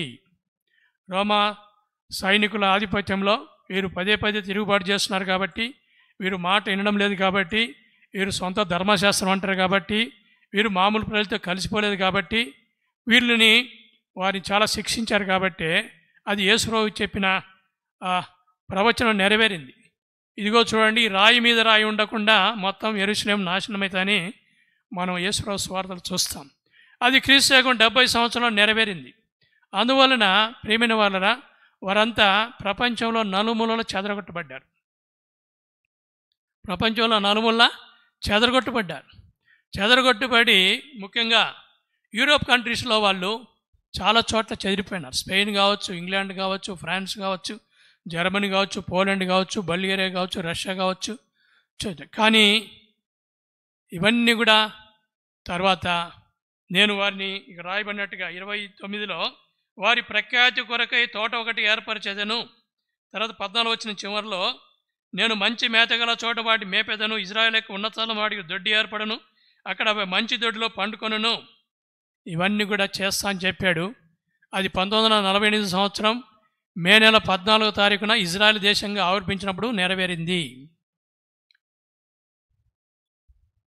కాబట్టి ప్రియమైన వలన ఒకసారి ఇజ్రాయెల్ దేశం ఏర్పడితేనే వాళ్ళు చేసిన మొట్టమొదటి పని ఏం తెలుసా? 1948 సంవత్సరంలో డేవిడ్ బెన్ గురియన్ ప్రధానమంత్రిగా వారు తాత్కాలికంగా రాజ్యాన్ని ఏర్పాటు చేసుకున్నారు. మే నెల 14వ తేదీన వారు స్వాతంత్రం ప్రకటించుకున్నారు. చేసిన మొదటి నెలలో వాళ్ళు చేసిన మొట్టమొదటి జీవోలు తీసుకొచ్చింది ఏమంటే ఒక ప్రత్యేక మంత్రిత్వాన్ని స్థాపించారు. ఒక మినిస్ట్రీని పెట్టారు. ఏమిటంటే ఈ మినిస్ట్రీ ఉద్దేశము ప్రపంచంలో ఎక్కడెక్కడున్నారో యూదులు వాళ్ళని తీసుకురావాలి. అది వాళ్ళ ఉద్దేశం. ప్రత్యేకమైన మంత్రివర్గం. ఇప్పుడు మనకు కూడా కేరళలో ఒక మంత్రివర్గం ఉంది. ఒక మంత్రి ఉంటాడు. ఏంటంటే ఓవర్సీస్ డెవలప్మెంట్ బోర్డు అని, అంటే విదేశాల్లో ఉన్న వాళ్ళ క్షేమం కోసం వీళ్ళు ఏమైనా చేయగలమా అనే దానికోసం ఒక మంత్రి ఉంటాడు. విదేశాల్లో రకరకాల చోట ఉన్న వాళ్ళకి ఏదైనా కష్టం వస్తే వీళ్ళు వెంటనే రెస్పాండ్ చేసి, అట్లాగే వీళ్ళు వచ్చిన దేశం స్థాపించుకున్న మొదటి నెలలోనే విదేశాల్లో ఎక్కడెక్కడ ఉన్నారో, ఎందుకంటే దాదాపు ప్రపంచంలో దాదాపు 60 దేశాల్లో యూదులు చెదిరిపోయారంట అప్పటి లెక్కల ప్రకారం. ఈ 60 దేశాల్లో ఉన్న ప్రజలందరూ కూడా మళ్ళీ యెరూషలేంకి తీసాలి, అంటే ఇజ్రాయెల్ దేశం తీసాల. ఎందుకు చెదిరిపోయినారంటే ఆ దినాల్లో యెరూషలేము మొత్తం ధ్వంసం చేయబడింది. యేసుప్రభు మత్తయి సువార్తలో శిలువేసినప్పుడు అందరూ అంటారు కదా, వీని రక్తము మా మీదను, మా కుటుంబాల మీదను, మా పిల్లల మీద ఉండునుగాక. అది నెరవేరి తప్పి వీళ్ళందరూ కూడా ప్రపంచం అంతా చెదిరిపోయినారు. ఊరికి చెదిరిపోవడం కాదు, చాలా కష్టాలు పడినారు. ఒక ఉదాహరణ ఏమంటే పోలాండ్లో వీళ్ళు అన్నీ కూడా చేసుకోవచ్చు, కానీ భూమి కొనడానికి లేదు. యూరోప్ దేశాల్లో ఎక్కువ జనసంఖ్య యూదులు ఉన్న దేశం ఏదంటే పోలాండ్. 1948 ముందు లేదా 1940 లేదా రెండవ ప్రపంచ యుద్ధానికి ముందు పోలాండ్లో పరిస్థితి ఏమంటే వాళ్ళు అన్ని పనులు చేసుకోవచ్చు, అన్ని రకాలుగా చదువుకోవచ్చు, కానీ భూమి కొనడానికి వాళ్ళకి హక్కు లేదు. తర్వాత ఇంకోటి, సైన్యంలో చేయడానికి హక్కు లేదు. కానీ రెండవ ప్రపంచ యుద్ధంలో మరి మ్యాన్ పవర్ కోసం కొన్ని మినహాయింపులు చేసుకున్నారు. కాబట్టి రకరకాల చోట చాలా ఇబ్బందులు పడినారు. అయినప్పటికీ ఈ వాగ్దానాన్ని వాళ్ళు జ్ఞాపకం చేసుకుంటూ వాళ్ళు ఎక్కడ ఉన్నా కూడా పస్కాను ఆచరించడం మానలేదు. నిర్గమకాండం 20వ అధ్యాయంలో చెప్పిన వాగ్దానం, నిర్గమకాండం 12వ అధ్యాయంలో మొదలుపెట్టిన పస్కా పండుగ వారు ఎక్కడున్నా కూడా ఇది మానుకోలేదు. ఎక్కడున్న వాళ్ళు ఎక్కడ పోయినా సమాజాలు నిర్మించుకున్నారు. అందుకే సమాజ మందిరాలు అంటాం, కాబట్టి ఇవన్నీ ఏం గుర్తుంటే నేనే వారిని వెదకి మంచి దొడ్డిలో వాటికి స్థానం ఏర్పాటు చేస్తాను, వారి ప్రఖ్యాతి కొరకై తోట ఒకటి ఏర్పరచదను. అప్పుడు తమ దేవుడైన యెహోవా నేను తమకు తోడుగా ఉన్నాననియు ఇజ్రాయేల్ అయినా తాము ఆ జనులున్నారని వారు తెలుసుకుందరు. ఇదే ప్రభువుకు యెహోవా వాక్కు. ప్రియమైన వాళ్ళ, ఇది రెండవ అంశంగా మనం చూడాలి. తర్వాత మూడవ అంశంగా చూసినప్పుడు ఇక్కడ కాపరులు మంద అని చూస్తున్నాం. కాపరులు మంద. ఇప్పుడు కొత్త నిబంధన కాలానికి మనకు వచ్చినప్పుడు మంద అంటే దేవుని సంఘం. ఇక్కడ అన్నాడు ఒక మాట చూడండి, 34వ అధ్యాయంలో 23వ వచనం, యెహెజ్కేలు గ్రంథం 34వ అధ్యాయం 23వ వచనం చదువుదాం. 23వ వచనం, వాటిని మేపుటకై, అంటే ఇక్కడ గొర్రెలు కాదు, దేవుని ప్రజలను అర్థం చేసుకోవాలి. వాటిని మేపుటకై నేను నా సేవకుడైన దావీదును వాటి మీద కాపరిగా నియమించెదను. అతడు వాటికి కాపరిగా ఉండి వాటిని మేపును. తర్వాత 24 వచనం, యెహోవానైన నేను వారికి దేవుడనయందును, నా సేవకుడైన దావీదు వారి మధ్య అధిపతిగా ఉండును, యెహోవానైన నేను మాట ఇచ్చి ఉన్నాను. కాబట్టి కొత్త నిబంధన కాలంలో మనం చూసినప్పుడు దేవుని ప్రజలు, ఇజ్రాయేల్ ప్రజలు, ఇప్పుడు మనం ఇజ్రాయేల్ ప్రజలు కాకపోయినట్టుకి, యూదులు కాకపోయినట్టుకి యేసుప్రభువుని విశ్వసించడం ద్వారా మరి ఆత్మీయమైన ఇజ్రాయేల్ ప్రజలుగా మార్చబడ్డాం, ఒక సంఘంగా కూర్చోబడుతున్నాం. ఇప్పుడు కాపరులు అంటే దేవుని సేవకులు. కాపరులకు చాలా అర్థాలు ఉన్నాయి. కాపరు మీకు ఇచ్చిన మాటలు కొంచెం చూడండి. కాపరులు, సంఘము, కాపరి, తర్వాత దేవుని సేవకుడు, దైవ సేవకుడు, గాడ్ సర్వెంట్ అనే మాటలు మనం చూస్తున్నాం. ఇప్పుడు సంఘం అనే దానికి ఎన్నో పదాలు ఉన్నాయి. చర్చ్ అనేది ఒకటి, ఫ్లాక్ అనేది ఒకటి, దేవుని నివాస స్థలం ఒకటి, పరిశుద్ధ మందిరము, ఇవన్నీ కూడా మరి కొత్త నిబంధన కాలంలో సంఘానికి గుర్తు. చర్చ్ అని మనం అంటున్నాం. మరి హెబ్రోను సహవాసంలో మనం దేవుని మందిరం అంటున్నాం. హెబ్రోను సహవాసంలో ప్రత్యేకమైన పేరు ఏమంటే దేవుని మందిరము. ఇవన్నీ కూడా దేవుని సంఘానికి గుర్తు. ఈ సంఘంలో దేవుని ప్రజలు ఉన్నారు, దేవుని ప్రజలు ఉన్నారు. వీటి మీద ఒక కాపరు ఉన్నాడు, వీటి మీద ఒక కాపరు ఉన్నారు. ఎఫెసీ పత్రిక 4వ అధ్యాయంలో అక్కడ అపోస్తలులు, ఉపదేశకులు, తర్వాత సంఘ కాపరులు అనే మాట, ప్రవక్తలు అనే మాట ఉంటుంది. సంఘము కాపరి. మీకు ఇచ్చిన పేపర్లో ఈ మాటలు ఉంటాయి. సంఘ కాపరని బయట రకరకాల డినామినేషన్, రకరకాల పేర్లు ఉన్నాయి. ఎట్లాంటి పేర్లు ఉన్నాయంటే, ఒకటి వికార్, VICAR, రెండవది రెక్టార్, RECTOR, మూడవది ప్యాడ్రో, దీంట్లోంచి పాదిరి అనే పదం వచ్చింది, PADRE, ప్యాడ్రో, దాంట్లోంచి పాదిరి అనే పదం వచ్చింది. తర్వాత ప్రిస్బైటార్, ఇది కూడా కాపర్, సంఘ కాపరి గుర్తు పేరు అది.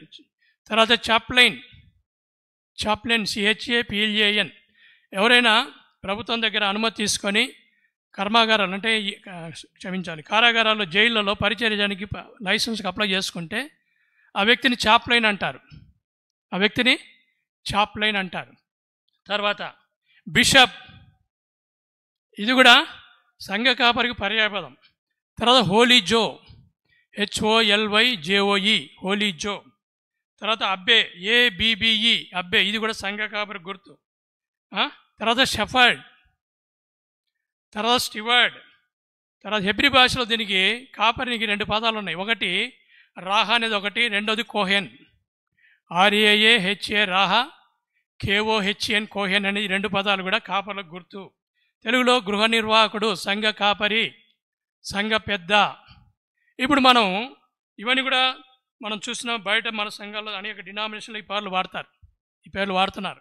కాబట్టి వికార్ అన్నా, ప్రెస్బైటర్ అన్నా, రెక్టార్ అన్నా, చాప్లైన్ అన్నా, ప్యాడ్రీ అన్నా, బిషప్ అన్నా, హోలీ జో అన్నా, ఫాదర్, స్టెఫర్డ్, హిందీలో చార్వాహ, ఇవన్నీ కూడా ఒక సంఘాన్ని, దేవుడు అప్పగించిన సంఘాన్ని కాచేవాడు. ఎందుకంటే మంద, who is looking after the flock, ఈ సంఘం.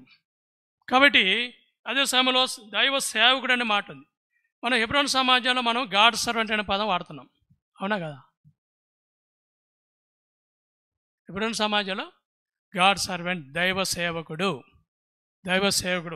సరే, మరి పూర్తికాల సేవకుల తర్వాత పార్షల్ అని మధ్యలో వస్తున్న, అది వేరే సంగతి. కానీ మొత్తానికి సేవకుడు అనే పదము మనం చూస్తున్నాం. మిగతా చోట్ల ఈ పదం వాడరు, మిగతా డినామినేషన్లో ఈ పదం వాడరు. అయితే దైవజనుడు భక్సింగ్ గారికి ఇచ్చిన దర్శనం బట్టి ఇక్కడ దైవ సేవకులు హెబ్రోను సమాజంలో, అది చిన్నది కానీ పెద్దది కానీ మరి చాలా దినాలు ఉన్నాయి. మొత్తానికి దైవ సేవకుడు అనే మాట, గాడ్ సర్వెంట్ అనే మాట మనం చూస్తున్నాం.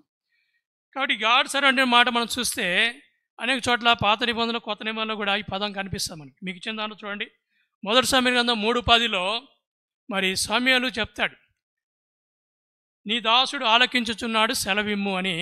1 సమూయేలు గ్రంథం 3:10 నీ దాసుడు అంటే యువర్ సర్వెంట్. తెలుగులో నీ దాసుడు అనింది, ఇంగ్లీష్లో మనం ఏం చూడాలి, యువర్ సర్వెంట్ ఈజ్ లిజనింగ్, నీ సర్వెంట్. అదే సమయంలో 2 రాజుల గ్రంథం 3:9 కూడా రాజైన సొలొమోను నీ దాసుడైన నేను అంటాడు. అక్కడ కూడా దాసుడు, ఇంగ్లీష్లో దాన్ని your servant, I'm your servant అంటాడు. మూడవదిగా 1 దినవృత్తాంతంలో 17:10 కూడా దావీదు మహారాజు ఐఎమ్ యువర్ సర్వెంట్, నేను నీ దాసుని కాబట్టి నీ దాసుని సంతతిని ఆశ్రదించుము అంటాడు. ప్రియమైన వారరా, దేవుడైతే ఒక చోట ఒక వ్యక్తిని గురించి నా సేవకుడు అనే మాట ఉపయోగించాడు. ఎక్కడ? యోబు గ్రంథం 1వ అధ్యాయం 8వ వచనంలో, నా సేవకుడనే యోబుని గురించి నువ్వు ఆలోచించినావా? My servant Job, my servant Job. అదేవిధంగా 19వ కీర్తన 11వ వచనం కూడా, నీ సేవకుడు వీటి ద్వారా హెచ్చరిక మందును అనే మాట మనం చూస్తాం. 19వ కీర్తన 11వ వచనంలో, నీ సేవకుడైన నేను హెచ్చరిక నందుదును దేవుడు. తర్వాత ఇంకా యెషయా గ్రంథం 41:8లో దేవుడు ఇజ్రాయేలు ప్రజలకు చెప్పాడు, నా సేవకుడైన ఇజ్రాయేలు, అబ్రాహామునైతే నా స్నేహితుడైన అబ్రాహాం సంతానం అన్నాడు. కానీ దాని ముందు వచనాల్లో నా సేవకుడైన ఇజ్రాయేలు, నేను నిన్ను ఏర్పరచుకున్నా కదా అంటాడు. యెషయా గ్రంథం 42:1లో కూడా యేసు ప్రభువు వారి గురించి ప్రస్తావన, ఇదిగో నేను ఆదుకొను నా సేవకుడు, ఇదిగో నేను ఆదుకొను నా సేవకుడు. గలతీ 1:11లో ఇక్కడ ఇంకో డిఫరెంట్ వర్డ్ ఉంది, క్రీస్తు దాసుడు, సర్వెంట్ ఆఫ్ జీసస్ క్రైస్ట్ అనే మాట ఉంది. గలతీ 1:11లో క్రీస్తు దాసుడు. 2 తిమోతి 2:24లో ప్రభు యొక్క దాసుడు, సర్వెంట్ ఆఫ్ లార్డ్. ఇవన్నీ కూడా మరి దైవ సేవకుల గురించి వస్తున్నాయి. సరే, మరి దీనికి దానికి తేడా ఏమిటి అంటే, మిగతా డినామినేషన్లో వాళ్ళ అనుకూలాన్ని బట్టి రకరకాల పేర్లు వాడుతున్నారు, అనుకూల పదాలు వాడుతున్నారు.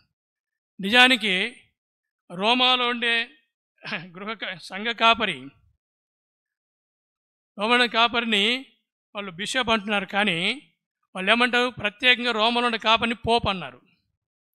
నిజానికి బిషప్ ఆఫ్ రోమన్ చర్చ్ అన్నారు అక్కడ. కానీ వాళ్ళు పోప్ అనే పదం పెట్టుకున్నారు. పోప్ అనేది గ్రీకు పదం నుంచి పప్పా అనే పదం నుంచి వచ్చింది. పప్పా అంటే తండ్రి అనే అర్థం. ఇదే సమయంలో పొంతిఫ్ అనే పదం కూడా రాయబడింది, PONTIFF, PONTIFF. పొంటిఫ్ అంటే a person who is acting as a bridge between earth and heaven. భూమికి పరలోకానికి మధ్య ఉంటాడని పొంతిఫ్ అని పేరు పెట్టారు. ప్రియమైన వల్ల ఈ పేర్లు ఏమైనప్పటికీ కూడా వీళ్ళందరి బాధ్యతలు ఏమంటే, దేవుడు కొన్ని ఆత్మలు ఒక సంఘంలో చేర్చాడు. దైవసేవకుడు కావచ్చు, రెక్టార్ కావచ్చు, వికార్ కావచ్చు, షెఫర్డ్ కావచ్చు, అబ్బే కావచ్చు, హోలీ జో కావచ్చు, లేకపోతే క్లెర్జిమ్యాన్ కావచ్చు, లేకపోతే చార్వాహ కావచ్చు. ఇవన్నీ కూడా పేర్లు వాళ్ళ అనుకూలాన్ని బట్టి పెట్టుకున్నా. కానీ వీరందరికీ కూడా దేవుడిచ్చిన బాధ్యతలు ఏమంటే, నీ చేతికి ఒక సంఘాన్ని అప్పగించాం, దాన్ని నువ్వు నడిపించాలా, అది ఉద్దేశం. కాబట్టి యోబుని గురించి చెప్పాడు, నా సేవకుడైన యోబు సంగతి గురించి విన్నావా?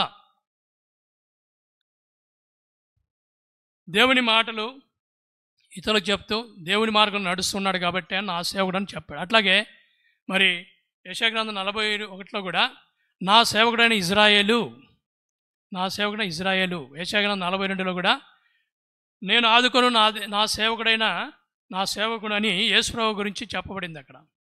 ఇవన్నీ కూడా చెప్తూ వచ్చినప్పుడు దేవుడు తన ప్రజలను ఒక చోట చేర్చి వారిని మందగా చేర్చినాడు. ఇక్కడ మరి కొత్త నిబంధన కాలంలో విశ్వాసులైన మందము దేవుని చేతిలో గొర్రెల్లాగా ఉన్నాం, దేవుని చేతిలో గొర్రెల్లాగా ఉన్నాం. అందుకని అక్కడ 34-37 వచనంలో, నా గొర్రెలను నేను మేపుచున్న గొర్రెలకు మీరు మనుషులు, నేను దేవుడని, ఇదే ప్రభువైన యెహోవాకు. కాబట్టి అందుకోసం నీకు మంద అని పేరు పెట్టాడు. ఇందాక చెప్పుకున్నట్టుగా అపొస్తలుల కార్యం 20వ అధ్యాయంలో, 1 పేతురు పత్రిక 5వ అధ్యాయంలో, లూకాసు వార్త 12వ అధ్యాయంలో చిన్న మంద 12:32లో మనం చూస్తాం. చిన్న మంద భయపడుగుడి, దేవుడికి మీ రాజ్యానికి ఇష్టపడుచున్నాడు. కాబట్టి ఈ సంఘాలను కూడా మందగా చేశాడు. వీటన్నిటి కూడా సేవకులకు అప్పగించాడు. పేర్లు ఏం పెట్టుకున్నప్పటికీ కూడా వీరందరూ కూడా దేవుని సేవ జరిపించేవాడు, దేవుని సేవ జరిపించేవాడు. ప్రియమైన వల్ల ఈ రాత్రి సమయంలో మనం ధ్యానించిన అవసరము ఈ సంఘాలు సంఘ కాపరి వీటి గురించి మనం చూస్తున్నాం. మరి చాలా చోట్ల కొన్ని చోట్ల కాపరి అని లేరు, కానీ మనం చూస్తున్నాం. మరి శ్యామ్నగర్ మందిరంలో మనం చూడొచ్చు. మరి దైవ సేవకుడు అనే మాట చాలా దినాలు మనకు లేరు, మీకు అందరికీ తెలుసు. కానీ లేకపోయినా పేరు ఏమైనప్పటికీ సంఘాన్ని నడిపించిన వాళ్ళు ఉన్నారు. ముత్తరయ్య గారి దగ్గర నుంచి, జోషం గారి దగ్గర నుంచి, జేపీరావు గారి దగ్గర నుంచి, తర్వాత సుందరరావు గారి దగ్గర నుంచి, ఇంకా వారి పేరు ఏదైనా పెట్టుకోండి, కానీ వాళ్ళకి ఇవ్వబడిన బాధ్యతలు సక్రమంగా నెరవేరుస్తూ వారు పరలోకం చేరారు. కాబట్టి పేరు పక్కన పెడితే మనకు కూడా ఇప్పుడు కూడా మనకిచ్చిన బాధ్యత, లేకపోతే మన చుట్టూ ఉన్న సంఘాలు ఏ పేరు పెట్టుకున్నా కూడా మనకు కొన్ని బాధ్యతలు దేవుడు అప్పగించాడు. కాపరనండి, పెదలండి, బాధ్యగల సహోదరులనండి, దైవ సేవకులండి, అందరూ కూడా ఇవ్వబడిన బాధ్యతలు ఏమంటే దేవుని చేతికి కొన్ని ఆత్మలు అప్పగించినాడు. వీటిని గురించి విచారణ చేస్తాను అంటాడు. వీటిని గురించి నేను విచారణ చేస్తాను. రండి మళ్ళా 34వ అధ్యాయం 4వ వచనం. 34వ అధ్యాయం 4వ వచనంలో, బలహీనమైన వాటిని మీరు బలపరచరు, రోగం వల్ల వాటిని స్వస్థపరచరు, గాయపడిన వాటికి కట్టుకట్టరు, తోలివేసిన వాటిని మరలా తోలుకొని రారు, తప్పిపోయిన వాటిని వెదగరు. అది మాత్రమే గాక మీరు కఠిన మనస్కులై బలత్కారంతో వాటిని ఏలుదురు. ఇప్పుడు సంఘ కాపరి, సంఘంలో బాధ్యత గల సహోదరుడు, లేకపోతే సంఘ పెద్దలు, మరి రకాల పరిచర్య చేసేవాళ్ళు, సండే స్కూల్లో పరిచర్య చేసేవాళ్ళు, యవనస్తుల మధ్య పరిచర్య చేసేవాళ్ళు, బయట అవుట్రీచ్లో బహిరంగ సువార్త చేసేవారు. ఇవన్నీ కూడా దేవుడు అప్పగించిన బాధ్యతలు మనం చేస్తున్నాం, అంతే కదా. పేరు ఏదైనా పెట్టుకోండి. మనకు కొన్ని బాధ్యతలు అప్పగించినారు. మరి వాటికి ఏ పేరు పెట్టుకున్నా కూడా ఈ బాధ్యతలో మనం ముందుకు తీసుకెళ్ళాలి. కాబట్టి ఇక్కడ సంఘము, సంఘ కాపరి వాళ్ళ లక్షణాల గురించి కొన్ని మనం చూద్దాం. రండి. మొదటిగా తీతు పత్రికలో మొదటి అధ్యాయంలో మాట ఉంది, సంఘ కాపరి. తీతు పత్రిక మొదటి అధ్యాయం. అపోస్తలుడైన పౌలు తీతు రాసిన పత్రికలో అక్కడ తీతుకు కొన్ని మాటలు చెప్తాడు. చూడండి 5వ వచనం 1:5లో, తీతు రాసిన పత్రిక 1:5లో ఈయన కొన్ని బాధ్యతలు అప్పగించాడు. చదవండి 1:5.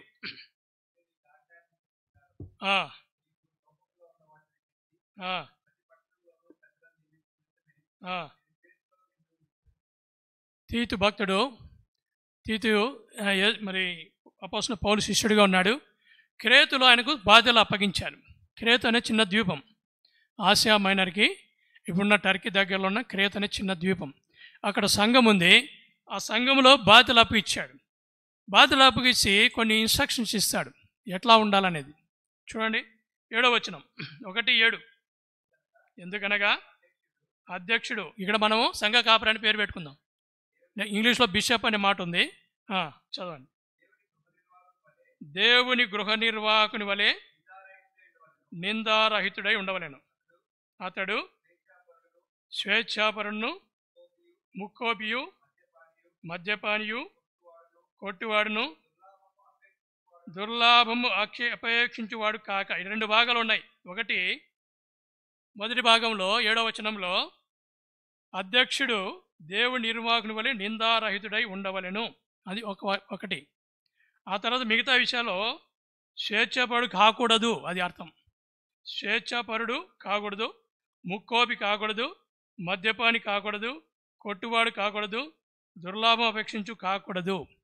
ఇప్పుడు మనం చూసినప్పుడు నిందారహితుడు, దేవుని గృహ నిర్వాహకుని వలె. గృహ నిర్వాహకుడు అంటే ఇంగ్లీష్లో మనం స్టివార్డ్ అంటాం, లేదా ఓవర్సీర్ అనే పదం ఉంది. అంటే ఒక రకంగా మేనేజర్ అని అనుకోవచ్చు మనం. అంటే అన్ని చూసుకునేవాడు, అంతే కదా. ఓవర్సీర్ అంటే, స్టివార్డ్ అంటే అన్ని చూసుకునేవాడు. అన్నీ చూసుకోండి. ఎవరెవరు వస్తున్నారు, మధ్యాహ్నం భోజనాలు ఏర్పాటు చేస్తున్నారు లేదా, కొంతమంది రావడం లేదు, గుర్తుపెట్టుకోవడం. ఎవరెవరు వస్తున్నారు, ఎప్పుడెవరు వస్తున్నారు, ఏ కుటుంబం రెగ్యులర్గా వస్తుంది, మందిరానికి సంబంధించిన అవసరాలు. కాబట్టి కాపరి అనేవాడు, లేకపోతే దేవుని చేత బాధ్యతలు ఇప్పించుకునేవాడు, మరి లేకపోతే దేవుని సంఘంలో పెద్దలు చేయాల్సింది ఏమంటే వారు గృహ నిర్వాహకునిలాగా ఉండాలట. అదే సమయంలో నిందారహితుడై ఉండవలెను, నిందారహితుడిగా ఉండాలి. తర్వాత ఇంకో మాట చూడండి, ఇక్కడ అతడు స్వేచ్ఛాపరుడు కాకూడదు. ఇంగ్లీష్లో ఏముందంటే అక్కడ నాట్ సెల్ఫ్ విల్డ్ అనే మాట ఉంది. స్వేచ్ఛాపరుడు కాకనే దానికి ఇంగ్లీష్లో ఏముందంటే నాట్ సెల్ఫ్ విల్డ్, అంటే తన చిత్తాన్ని బట్టి, తన సొంత చిత్తాన్ని బట్టి సంఘాన్ని నడపడం కాదు. ఎందుకంటే ఆయనకు సహాయకాలు కొంతమంది జత పని వారు ఉన్నారు. ప్రతి సంఘంలో కూడా ఒక పెద్ద లేకపోతే ఒక సేవకుడు, ఆయన దగ్గర కొంతమంది పెద్దలు బాధ్యతలు స్వీకరించారు. ఖచ్చితంగా ప్రతి సంఘంలో ఉంటారు. అందుకని ఏదైనా నిర్ణయాలు తీసుకునేటప్పుడు, ఏదైనా పని చేసేటప్పుడు అందరు కలిసి కూర్చొని మాట్లాడుకుంటారు. అంతేగాని నాకు ఇది ఆలోచన వచ్చింది చేద్దామంటే అది తన సొంత నిర్ణయం. అందుకని స్వచ్ఛంగా రాయబడింది స్వేచ్ఛాపరుడు కాక. Not self wild. చాలా చోట్ల సేవకులు మనం చూస్తాం తమ సొంత చిత్తాన్ని సొంత నిర్ణయాలు అందరి మీద రుద్దుతారు. ఇటు చేయడం బ్రదర్, అందరిని కూర్చోవడం మాట్లాడడం అనేది చాలా కొన్ని చోట జరగకపోతే సంఘం నష్టపడుతుంది. అది కాకూడదు అంటున్నాడు. అది కాకూడదు. ప్రేమైన వాళ్ళరా, మరి మనం ఆలోచిద్దాం. మన సంఘాల్లో ఇలాంటి పరిస్థితులు ఉండాలా, నెరవేరాలని మనం కోరుకుందాం. అదే సమయంలో ఇంకో మాట చూస్తే 1 తిమోతి 3:3 చూడండి. 1 తిమోతి 3:3 ఒక మాట ఉంది. 3:3 మధ్యలో ఉంచండి. బోధింప తగిన వాడై ఉండి అనే మాట ఉంటుంది. ఉందా?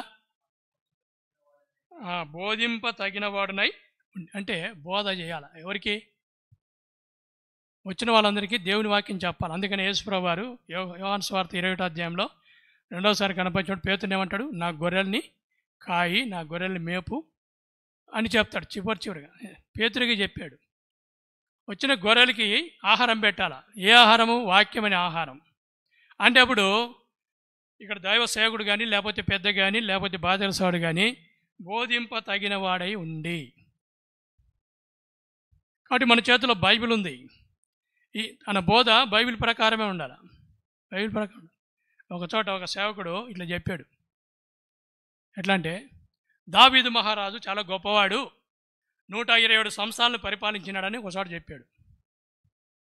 అది ఇంకోచోట కూడా చెప్పాడు. సరే, అక్కడ ఉన్న వాళ్ళు పెద్దలు కొంతమంది ఆయనకి ఉన్నారు కదా, తోడున్నారు, పక్క పిలిచి తర్వాత అది కాదు బ్రదర్, కరెక్ట్ కాదన్నాడు. సరే, ఇంకో చోట పోయి అదే సేవకుడు అదే మాట మళ్ళీ రిపీట్ చేసినాడు. ఏమిటి? దావీదు మహారాజు గొప్పవాడు, 127 సంవత్సరాలను పరిపాలించినాడు. ఇప్పుడు మీరు చెప్పండి, ఇది నిజమా కాదా? Is it right are wrong?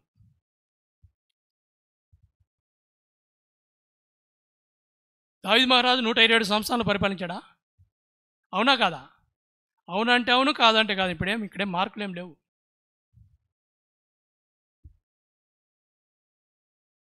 కాదు. కాబట్టి అక్కడ ఉన్న పెద్ద ఒక ఆయన బయట పిలిచిన తర్వాత ఇది కాదు బ్రదర్, కరెక్ట్ చెప్పకంటే మళ్ళీ ఇంకో చోట రిపీట్ చేసినాడు. నిజానికి అది ఎక్కడుంది? 127 సంవత్సరాలు ఎస్తేరు గ్రంథంలో ఉంది. అవునా కదా? ఎస్తేరు పుస్తకానికి దావీదు 2వ సమూయేలు గ్రంథానికి తేడా అంతా దాదాపు 500 సంవత్సరాల తేడా. అదే సమయంలో ఇంకో చోట యేసుప్రభువు రాకముందు సంఘం ఎక్కడ ఉంది అన్నాడు. పాతాళంలో ఉంది. యేసుప్రభువు వచ్చిన తర్వాత మళ్ళీ భూమి మీద నిలబడింది అని చెప్పినాడు. ఇది కరెక్టేనా? యేసుప్రభువు రాకముందు సంఘం ఎక్కడుంది? సంఘం లేదు. యేసుప్రభువు అపోస్తలుల 2వ అధ్యాయంలో సంఘం మొదలైంది. కానీ యేసుప్రభువు చెప్పాడు, ముందు సంఘం ఏర్పడుతుంది. ఈ బండ మీద నా సంఘం కట్టుదును, పాతాళంలో ఒక ద్వారం దాని మీద నిలబడలేదు, ముందు జరిగిపోయేదని చెప్పాడు. అది అపోస్తలుల 2వ అధ్యాయంలో నెరవేరింది. ఇది అందరికీ తెలిసిన సత్యం. కానీ మరి ఆయన యేసుప్రభువు రాకముందు పాతాళంలో ఉండేది, ఆయన వచ్చిన తర్వాత శిలువ రక్తం ద్వారా దాన్ని పైకి తీసుకొచ్చినాడని చెప్తే దీన్ని ఏమనాలి మనం?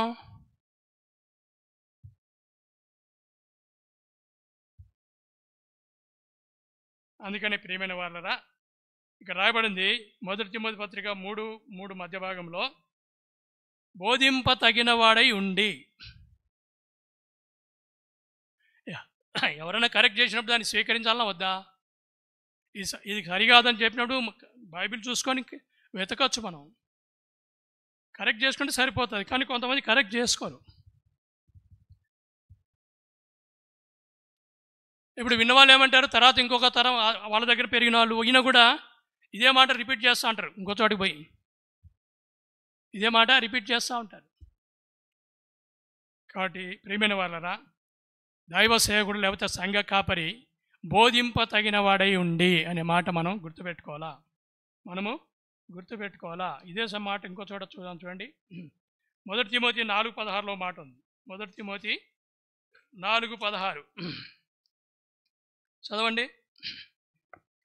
నిన్ను గూర్చియు నీ బోధన గూర్చియు జాగ్రత్త కలిగి ఉండుము, వీటిలో నిలకడగా ఉండుము. నీవిలాగు చేసి నిన్నును నీ బోధ విని వారిని రక్షించుకొందువు. అపోస్తలుడైన పౌలు తిమోతికి ఇచ్చిన ఇన్స్ట్రక్షన్ ఇది. ఏమిటది? నిన్ను గూర్చియు నీ బోధ గూర్చియు జాగ్రత్త కలిగి ఉండుము.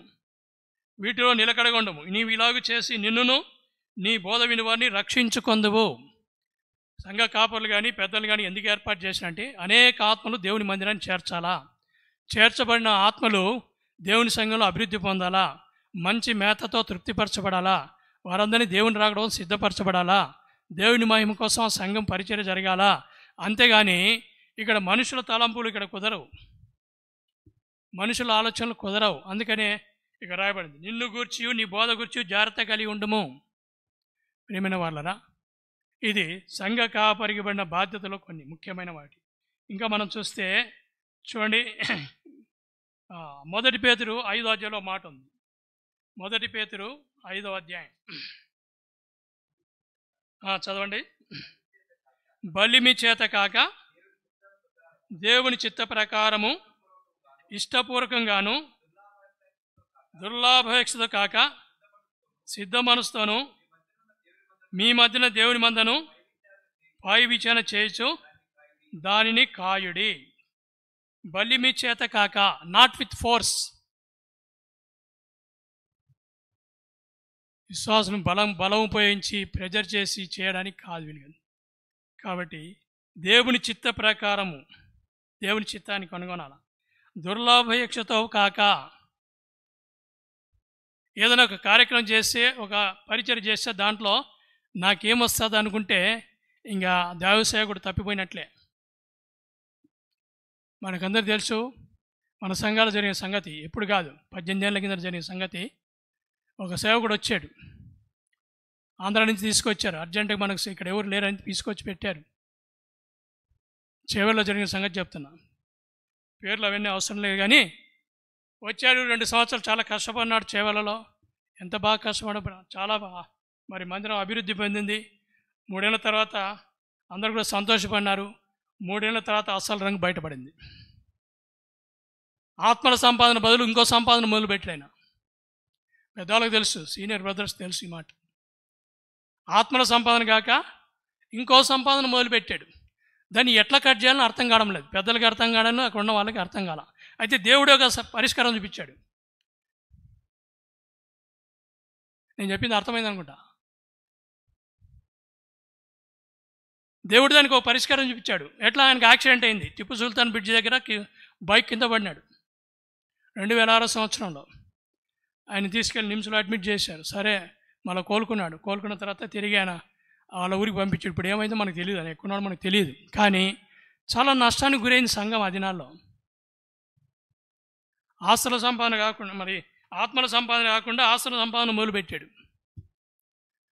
కాబట్టి ఇక్కడ రాయబడినట్టుగా దుర్లాభేక్ష ఆయన వచ్చింది.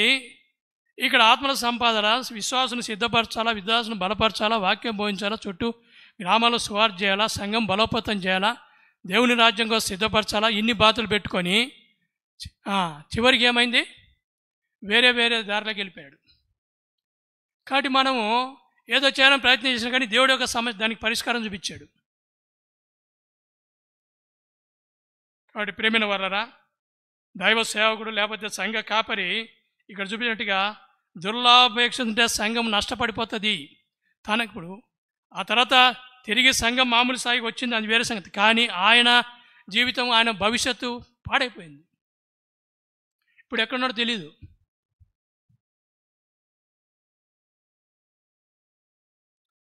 కాబట్టి ప్రేమైన వారలారా, ఇలాంటి పరిస్థితులు వచ్చినాయి, మనం జాగ్రత్త పడాలి.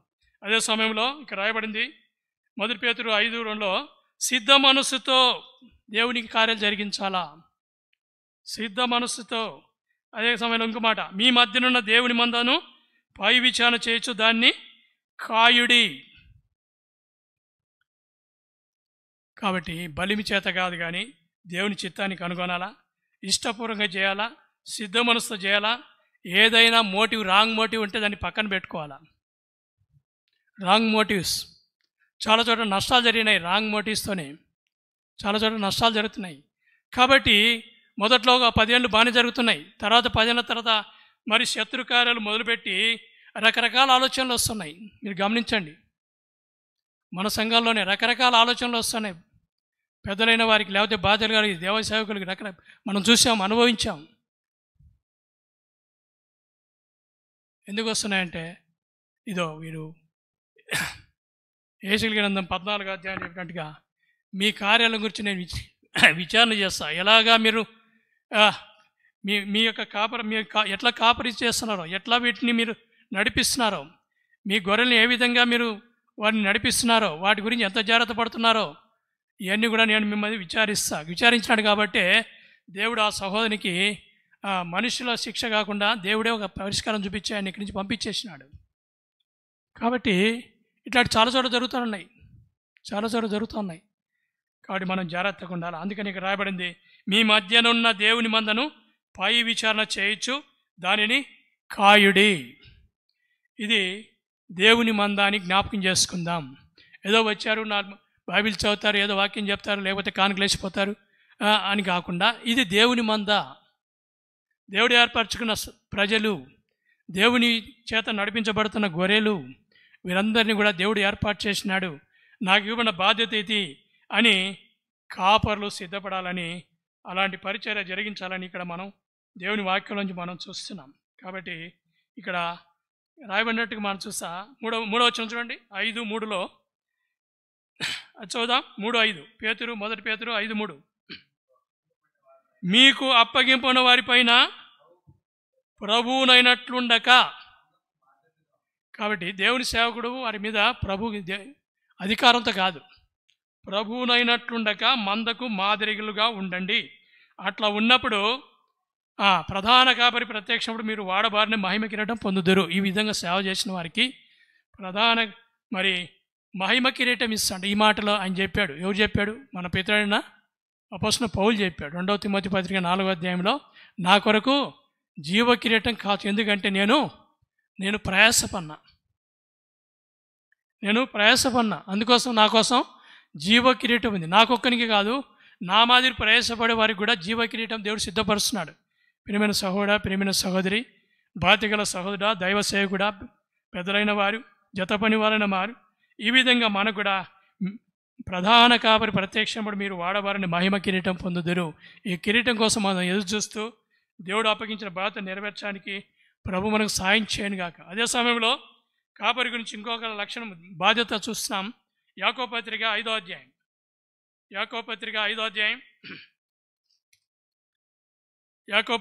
అధ్యాయం 14వ వచనం, మీలో ఎవడైనాను రోగి ఉన్నాడా?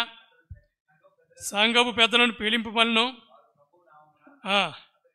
నూనె రాచి ప్రార్థనా జీవితం, పెద్దలైన వారు, కాపరులైన వారు మరి విశ్వాసం దర్శించాల. అందుకని రాయబడింది, రోగి అయి ఉన్నాడా. కాబట్టి రోగి హాస్పిటల్లో ఉన్నవారు, లేకపోతే రోగి ఇంట్లో ఉన్నవారు దర్శించాలని బాధ్యత పెద్దలకి, సంఘ కాపర్లకు ఉన్నది. అక్కడ రాబడి నూనె రాచి ప్రార్థన చేసి విశ్వాసమైన సైతమైన ప్రార్థన ఆ రోగిని స్వస్థపరచును, ప్రభు అతని లేపును. కాబట్టి విజిటింగ్ అనేది కూడా బాధ్యతగా ఉన్నది. ప్రియమైన సహోదరుడా, ప్రియమైన సహోదరి, ఈ సత్యాన్ని మనం జ్ఞాపకం చేసుకుందాం. తర్వాత అపోస్తలుల కార్యం 20వ అధ్యాయంలో మాట చూడండి. అపోస్తలుల కార్యములు 20వ అధ్యాయం.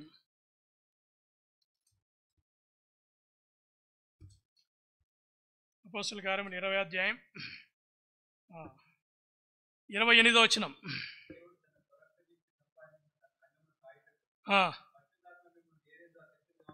ఉంచెను,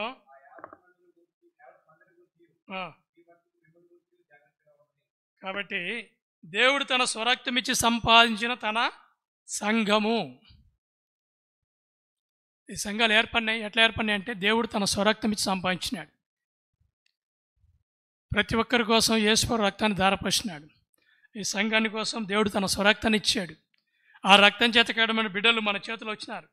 ఇప్పుడు వీరి గురించి రాయబడింది, స్వరక్తం ఇచ్చి సంపాదించిన సంఘమును కాయటకు పరిశుద్ధాత్మ మిమ్మును దేని యందు అధ్యక్షులుగా ఉంచెనో, దేని మీద మీ కాపరులుగా ఉంచెనో, దేని మీద మిమ్మల్ని బాధ్యతలుగా ఉంచెనో ఆ యావత్తు మందను గురించి మీ మటుకు మిమ్మల్ని గురించి జాగ్రత్తగా ఉండండి. Be careful. కానీ పరిచయం చేసిన సహోదరులకు అందరికీ కూడా ఈ మాట మనకొకరికి కూడా మన హృదయాల్ని తాకాల. కాబట్టి మనం జాగ్రత్తగా ఉండండి. ఎందుకంటే తర్వాత చెప్పండి 29, నేను వెళ్ళిపోయిన తర్వాత క్రూరమైన తోడేళ్ళు మీలో ప్రవేశించిన నాకు తెలియను, వారు మందను కనికరింపరు. వారు మందను కనికరింపరు. కాబట్టి బాధ్యతగా సంఘాన్ని నడిపించకపోతే తోడేళ్ళు ప్రవేశించే ప్రమాదం ఉంది. అందుకని ఇక్కడ రాయబడుతుంది. కాబట్టి ముందు ఈ వాక్యం చెప్తా ఆయన ముందు ఒక మాట కూడా చెప్పాడు. చూడండి 27వ వచనం.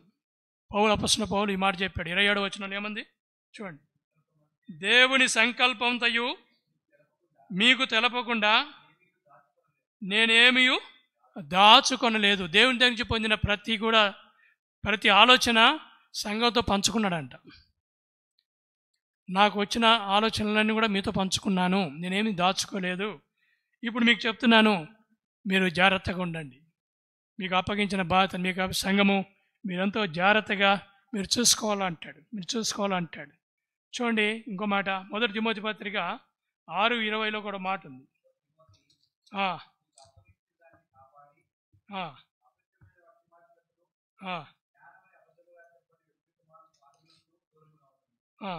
నీకు అప్పగించిన దాన్ని కాపాడి అపవిత్రమైన వట్టి మాటలు. కాబట్టి ఆర్గ్యుమెంట్స్, ఇక్కడ ఇంకో మాట రాయబడింది, విపరీత వాదనలకు దూరంగా ఉండుము. మనం స్వార్థ పోయినప్పుడు చాలామంది ప్రశ్నలు వేస్తాంటారు. ఇట్లాంటి స్వార్థ పోయినప్పుడు గ్రామాల్లో కానీ లేకపోతే ఎక్కడైనా కూడా రకరకాల ప్రశ్నలు వేస్తూ అంటారు. దేని గురించో వాళ్ళను మరి పక్కదోవ పట్టించడానికి, యేసుప్రభువు గురించి, శిలువ కార్యం గురించి, నిజమైన సంఘం గురించి, తర్వాత దేవుని వాక్యం ఉన్న వాటిలో ఇంపార్టెన్స్ గురించి రకరకాలు వేసి వాదాలు పెట్టుకోవడానికి ప్రయత్నం చేస్తూ ఉంటారు. చాలా చోట్ల ఆర్గ్యుమెంట్స్ వల్ల ఏం ఉపయోగం ఉండదు. అందుకని ఏమంటాడంటే, జ్ఞానమని అబద్ధముగా చెప్పబడిన విపరీత వాదనలకు దూరముగా ఉండము. ప్రియమైన సహోదర, ప్రియమైన సహోదరి, ప్రియమైన సంఘ కాపరి, బాధ్యతల సహోదరుడా, అనవసరమైన ఆర్గ్యుమెంట్స్కి మనం దూరంగా ఉండాలి. ఆర్గ్యుమెంట్స్ వల్ల ఇద్దరు ఆర్గ్యుమెంట్ చేసేప్పుడు చివరికి ఏంటంటే ఎవరు గెలిచినట్టు ఎవరు ఓడిపోయినట్టు తెలియదు. ఎందుకంటే అవతల వాడు అది అబద్ధం అని చెప్పినా కూడా ఒప్పుకోవడానికి మనసు ఒప్పదు. నేను చెప్పింది కరెక్ట్ అంటాడు. ఉదాహరణకి బాప్తిసం గురించి, చిన్నపిల్లల బాప్తిసం గురించి కానీ ఒక వాక్యం చూపిస్తారు. మనమేమో చిన్నపిల్లల బాప్తిసం గురించి మనకు దాని గురించి అవగాహన లేదు, మనం చేయం. కానీ దానికి సంబంధించిన వాక్యం చూపిస్తారు. చాలా చోట్ల మందిరాల్లో చిన్నపిల్లలకి బాప్తిసం ఇస్తున్నారు కదా, వాళ్ళు అడిగితే ఒక వాక్యాన్ని చూపిస్తారు. వాళ్ళు కూడా బైబిలే ఆధారం. చూడండి ఒక మాట చూపిస్తాం మీకు. అపోస్తలుల కార్యం 2వ అధ్యాయంలో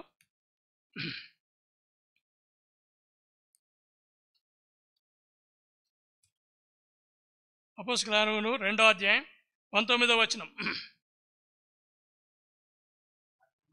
ఆ 2:39 అపోస్తలుల కార్యం 2:39. ఈ వాగ్దానము మీకును మీ పిల్లలకును దూరస్తులందరికీ, అనగా ప్రభువైన మన దేవుడు తన యొద్ద పిలిచిన అందరికీ చెందినని వారితో చెప్పాను. చిన్నపిల్లలు బాప్తిసే వాళ్ళు ఈ వాక్యాన్ని తీసుకొచ్చి డిఫెండ్ చేసుకుంటారు. కానీ బైబిల్లో మనం చూసినప్పుడు ఎక్కడ కూడా దీనికి సంబంధించిన దాన్ని సబ్స్టాండ్ చేయడం, దానికి బట్టి దీనికి మద్దతు ఇచ్చే వాగ్దానం ఎక్కడ లేవు, వాక్యాలు ఎక్కడ లేవు. యేసుప్రభువు బాప్తిసం తీసుకోవడం కానీ, తర్వాత అపోస్తలుల కార్యం 8వ అధ్యాయంలో యేసుప్రభువు బాప్తిసం తీసుకున్నప్పుడు కానీ, లేకపోతే మరి అపోస్తలుల కార్యంలో జైలరు బాప్తిసం తీసుకున్నప్పుడు, 10వ అధ్యాయంలో కొర్నేలు ఇంటి వారు బాప్తిస్తున్నప్పుడు అనేక చోట్ల బాప్తిసిన సంఘటనలు ఉన్నాయి. కాబట్టి మనం నేర్చుకున్న సత్యం ఏమంటే, పెద్దవాళ్ళు అయిన తర్వాత ఒక జ్ఞానం అంటే అది దానికి వయస్సులు సంబంధం లేదు.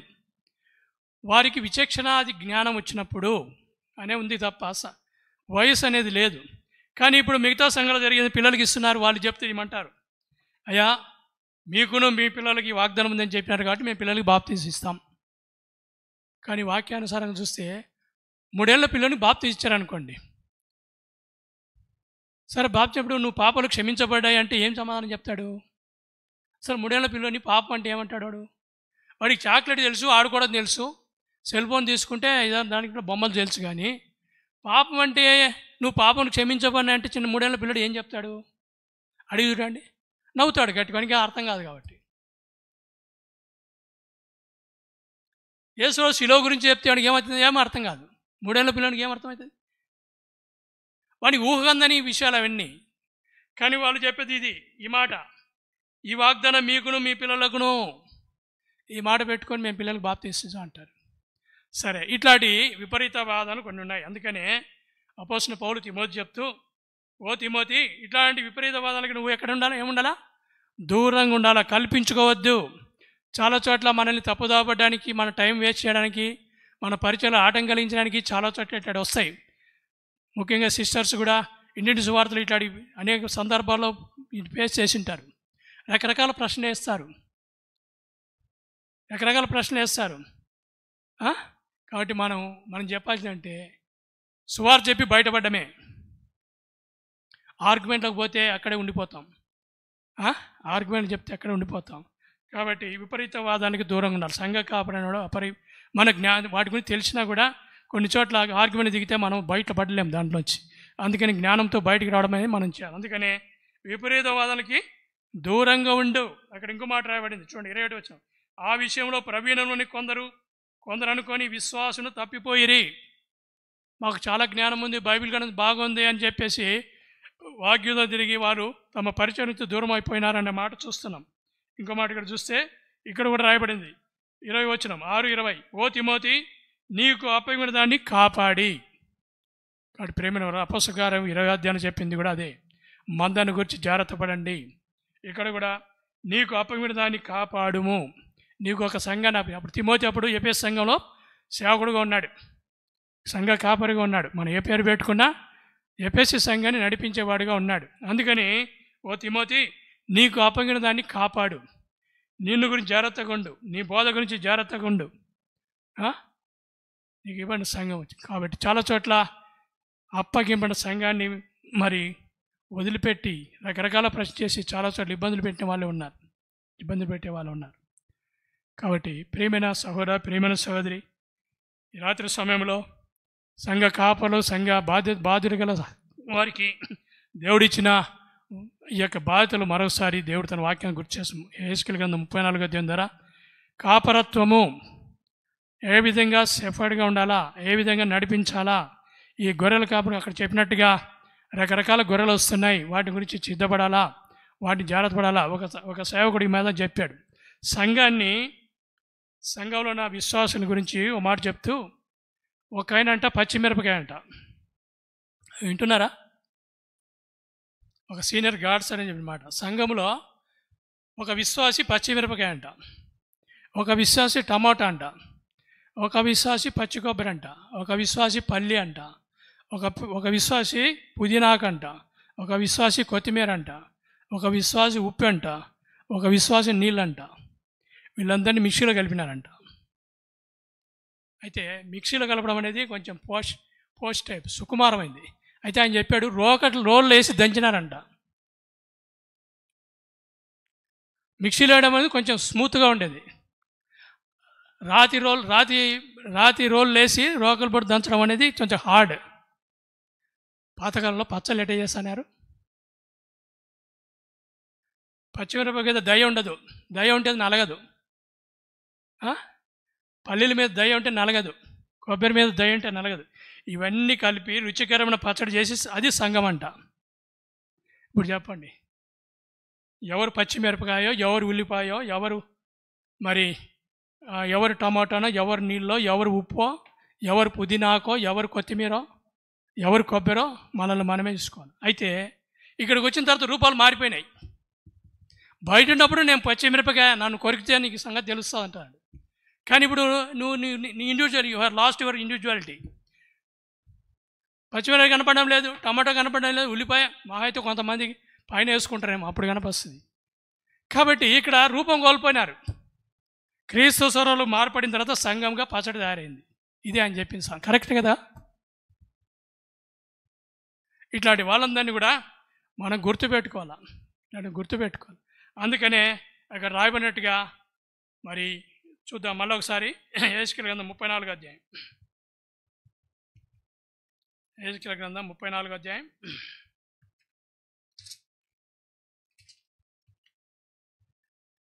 2వ వచనం. ఇజ్రాయేల్ కాపరులను గూర్చి. ఇప్పుడు మనం ఈ మాట ఈ నూతన నిబంధన కాలంలోన సంఘ పెద్దల గురించి, ఇజ్రాయెల్ కాపల గురించి ఈ మాట ప్రవచించు. కాపలు ఇట్టాను, ప్రభువుకి యెహోవా సెలవిచ్చినదేమనగా, తమ కడుపు నింపుకొని ఇజ్రాయెల్ కాపలకు శ్రమ.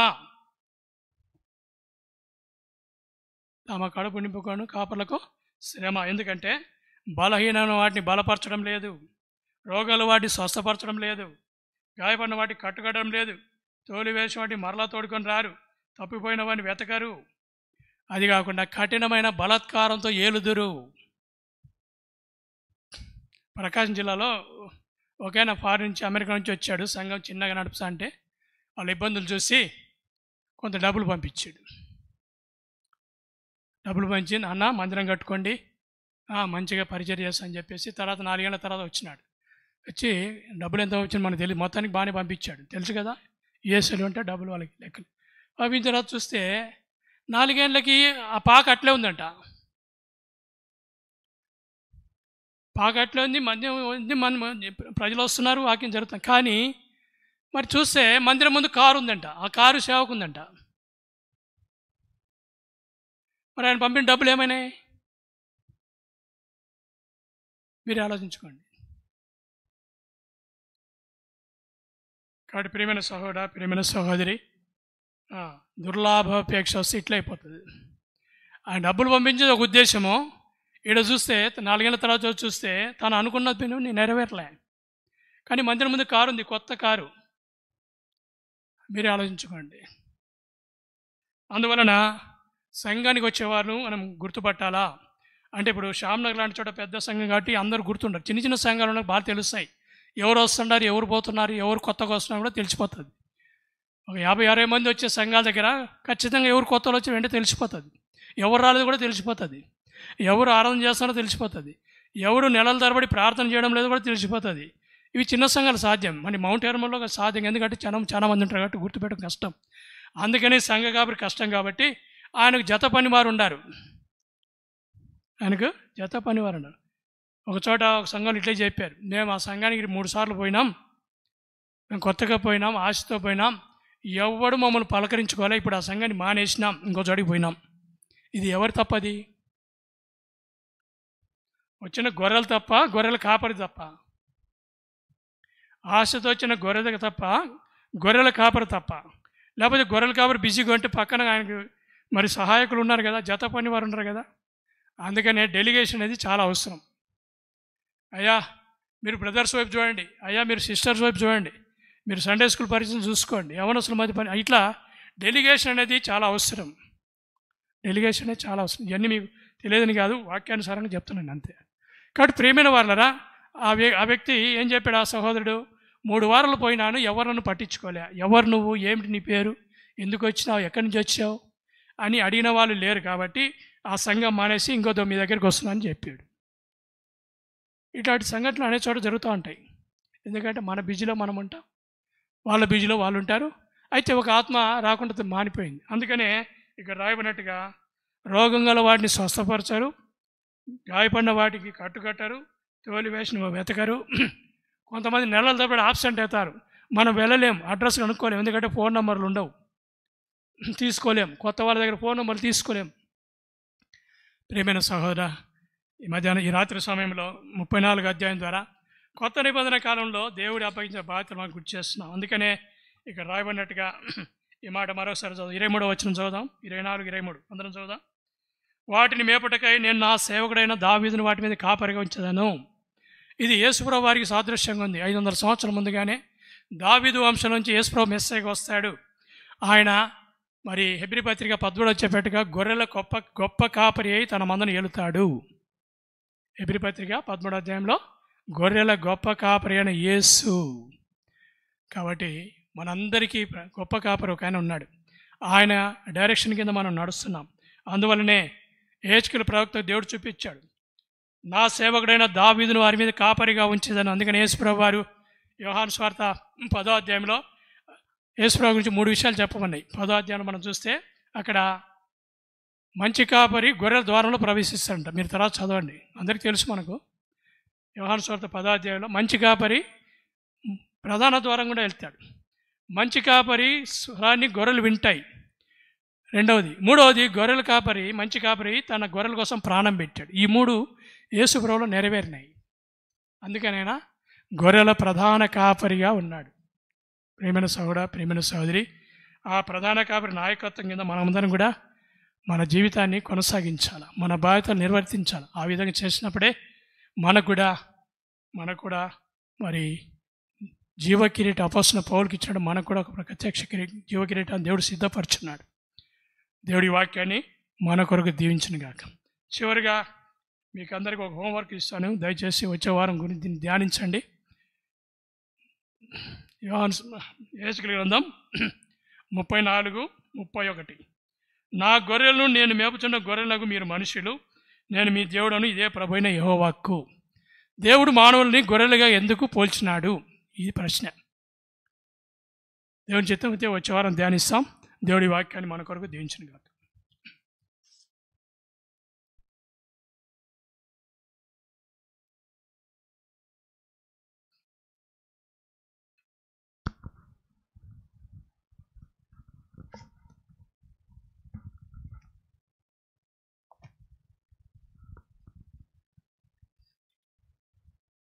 Please listen to the announcements.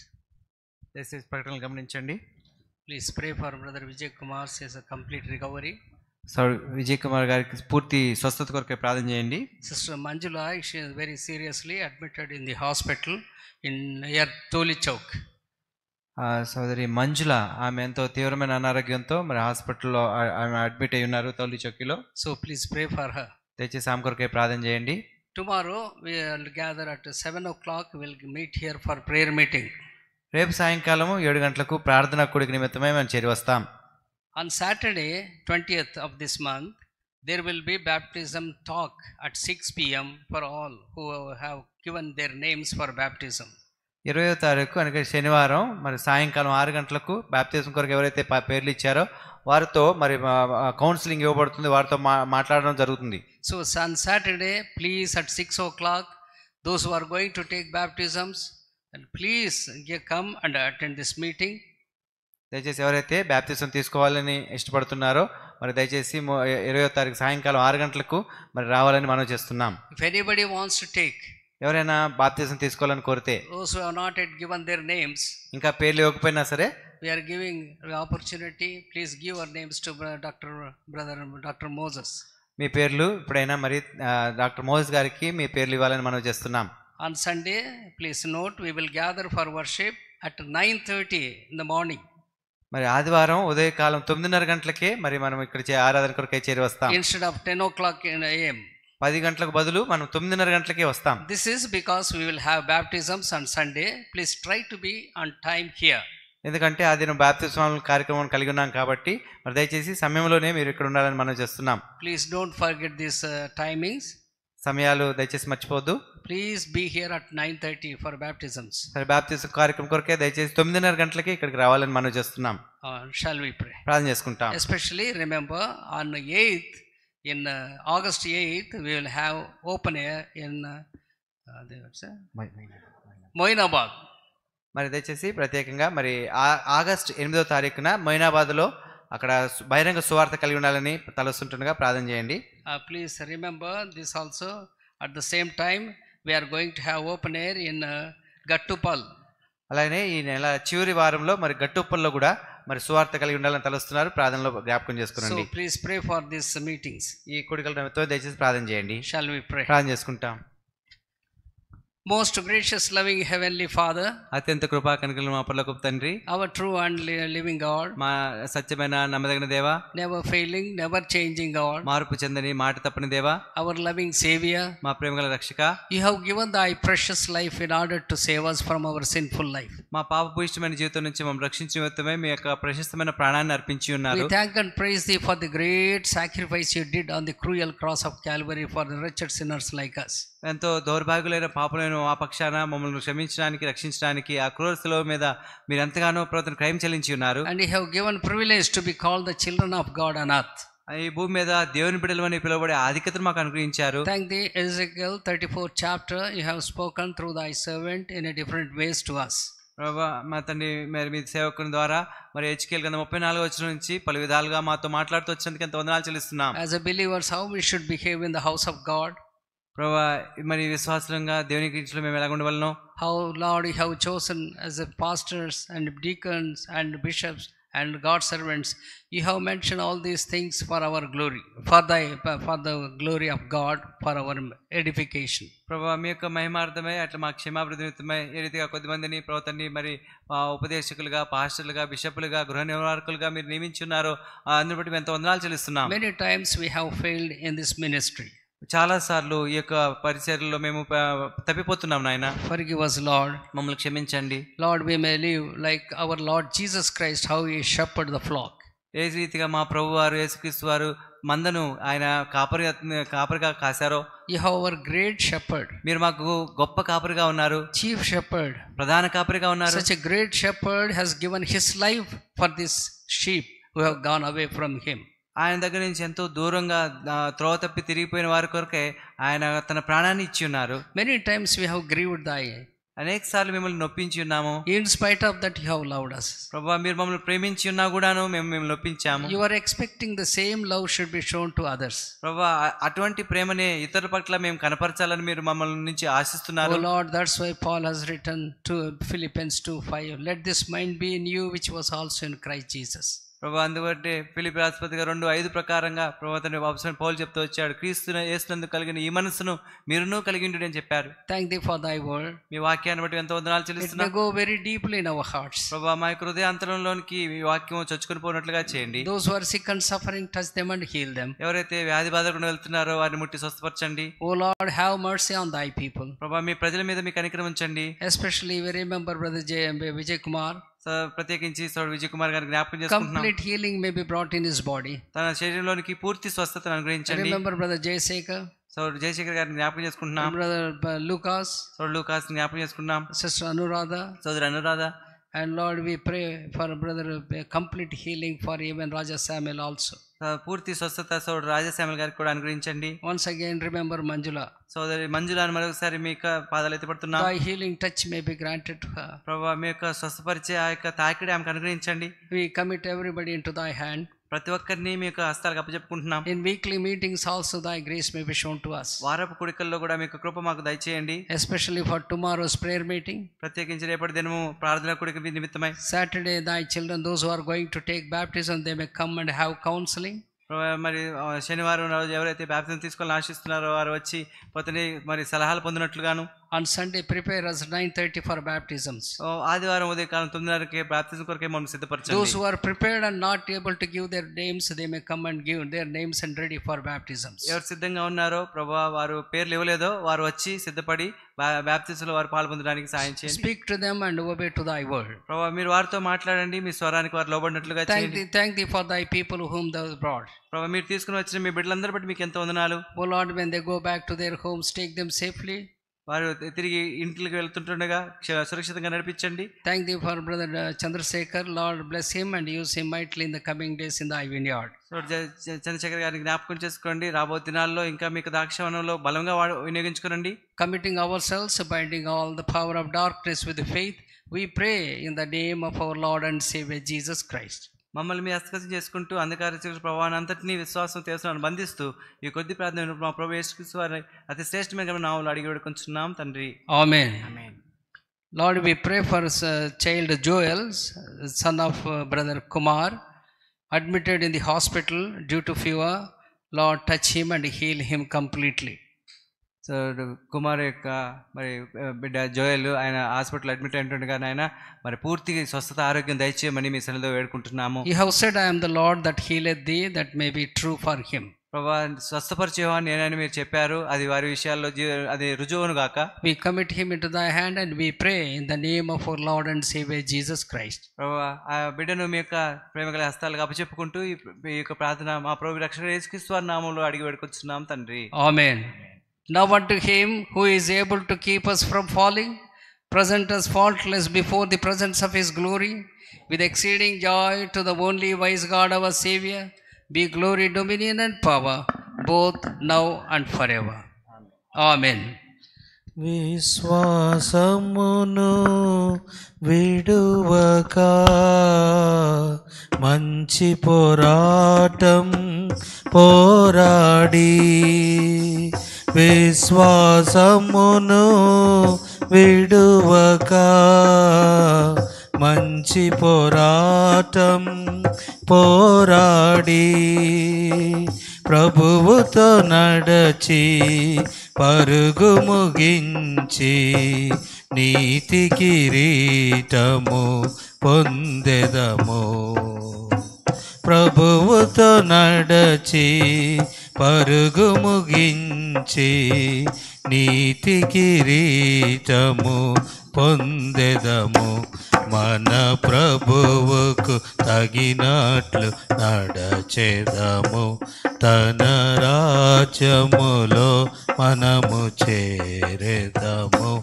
మన ప్రభువుకు తగినట్లు నడచెదము, తన రాజ్యములో మనము చేరెదము. తన రాజ్యమునకు మహిమకు పిలచిన, తన రాజ్యమునకు మహిమకు పిలచిన మన ప్రభువుకు తగినట్లు నడచెదము, తన రాజ్యములో మనము చేరెదము. మన ప్రభువుకు తగినట్లు నడచెదము, తన రాజ్యములో మనము చేరెదము. Praise the Lord to everybody.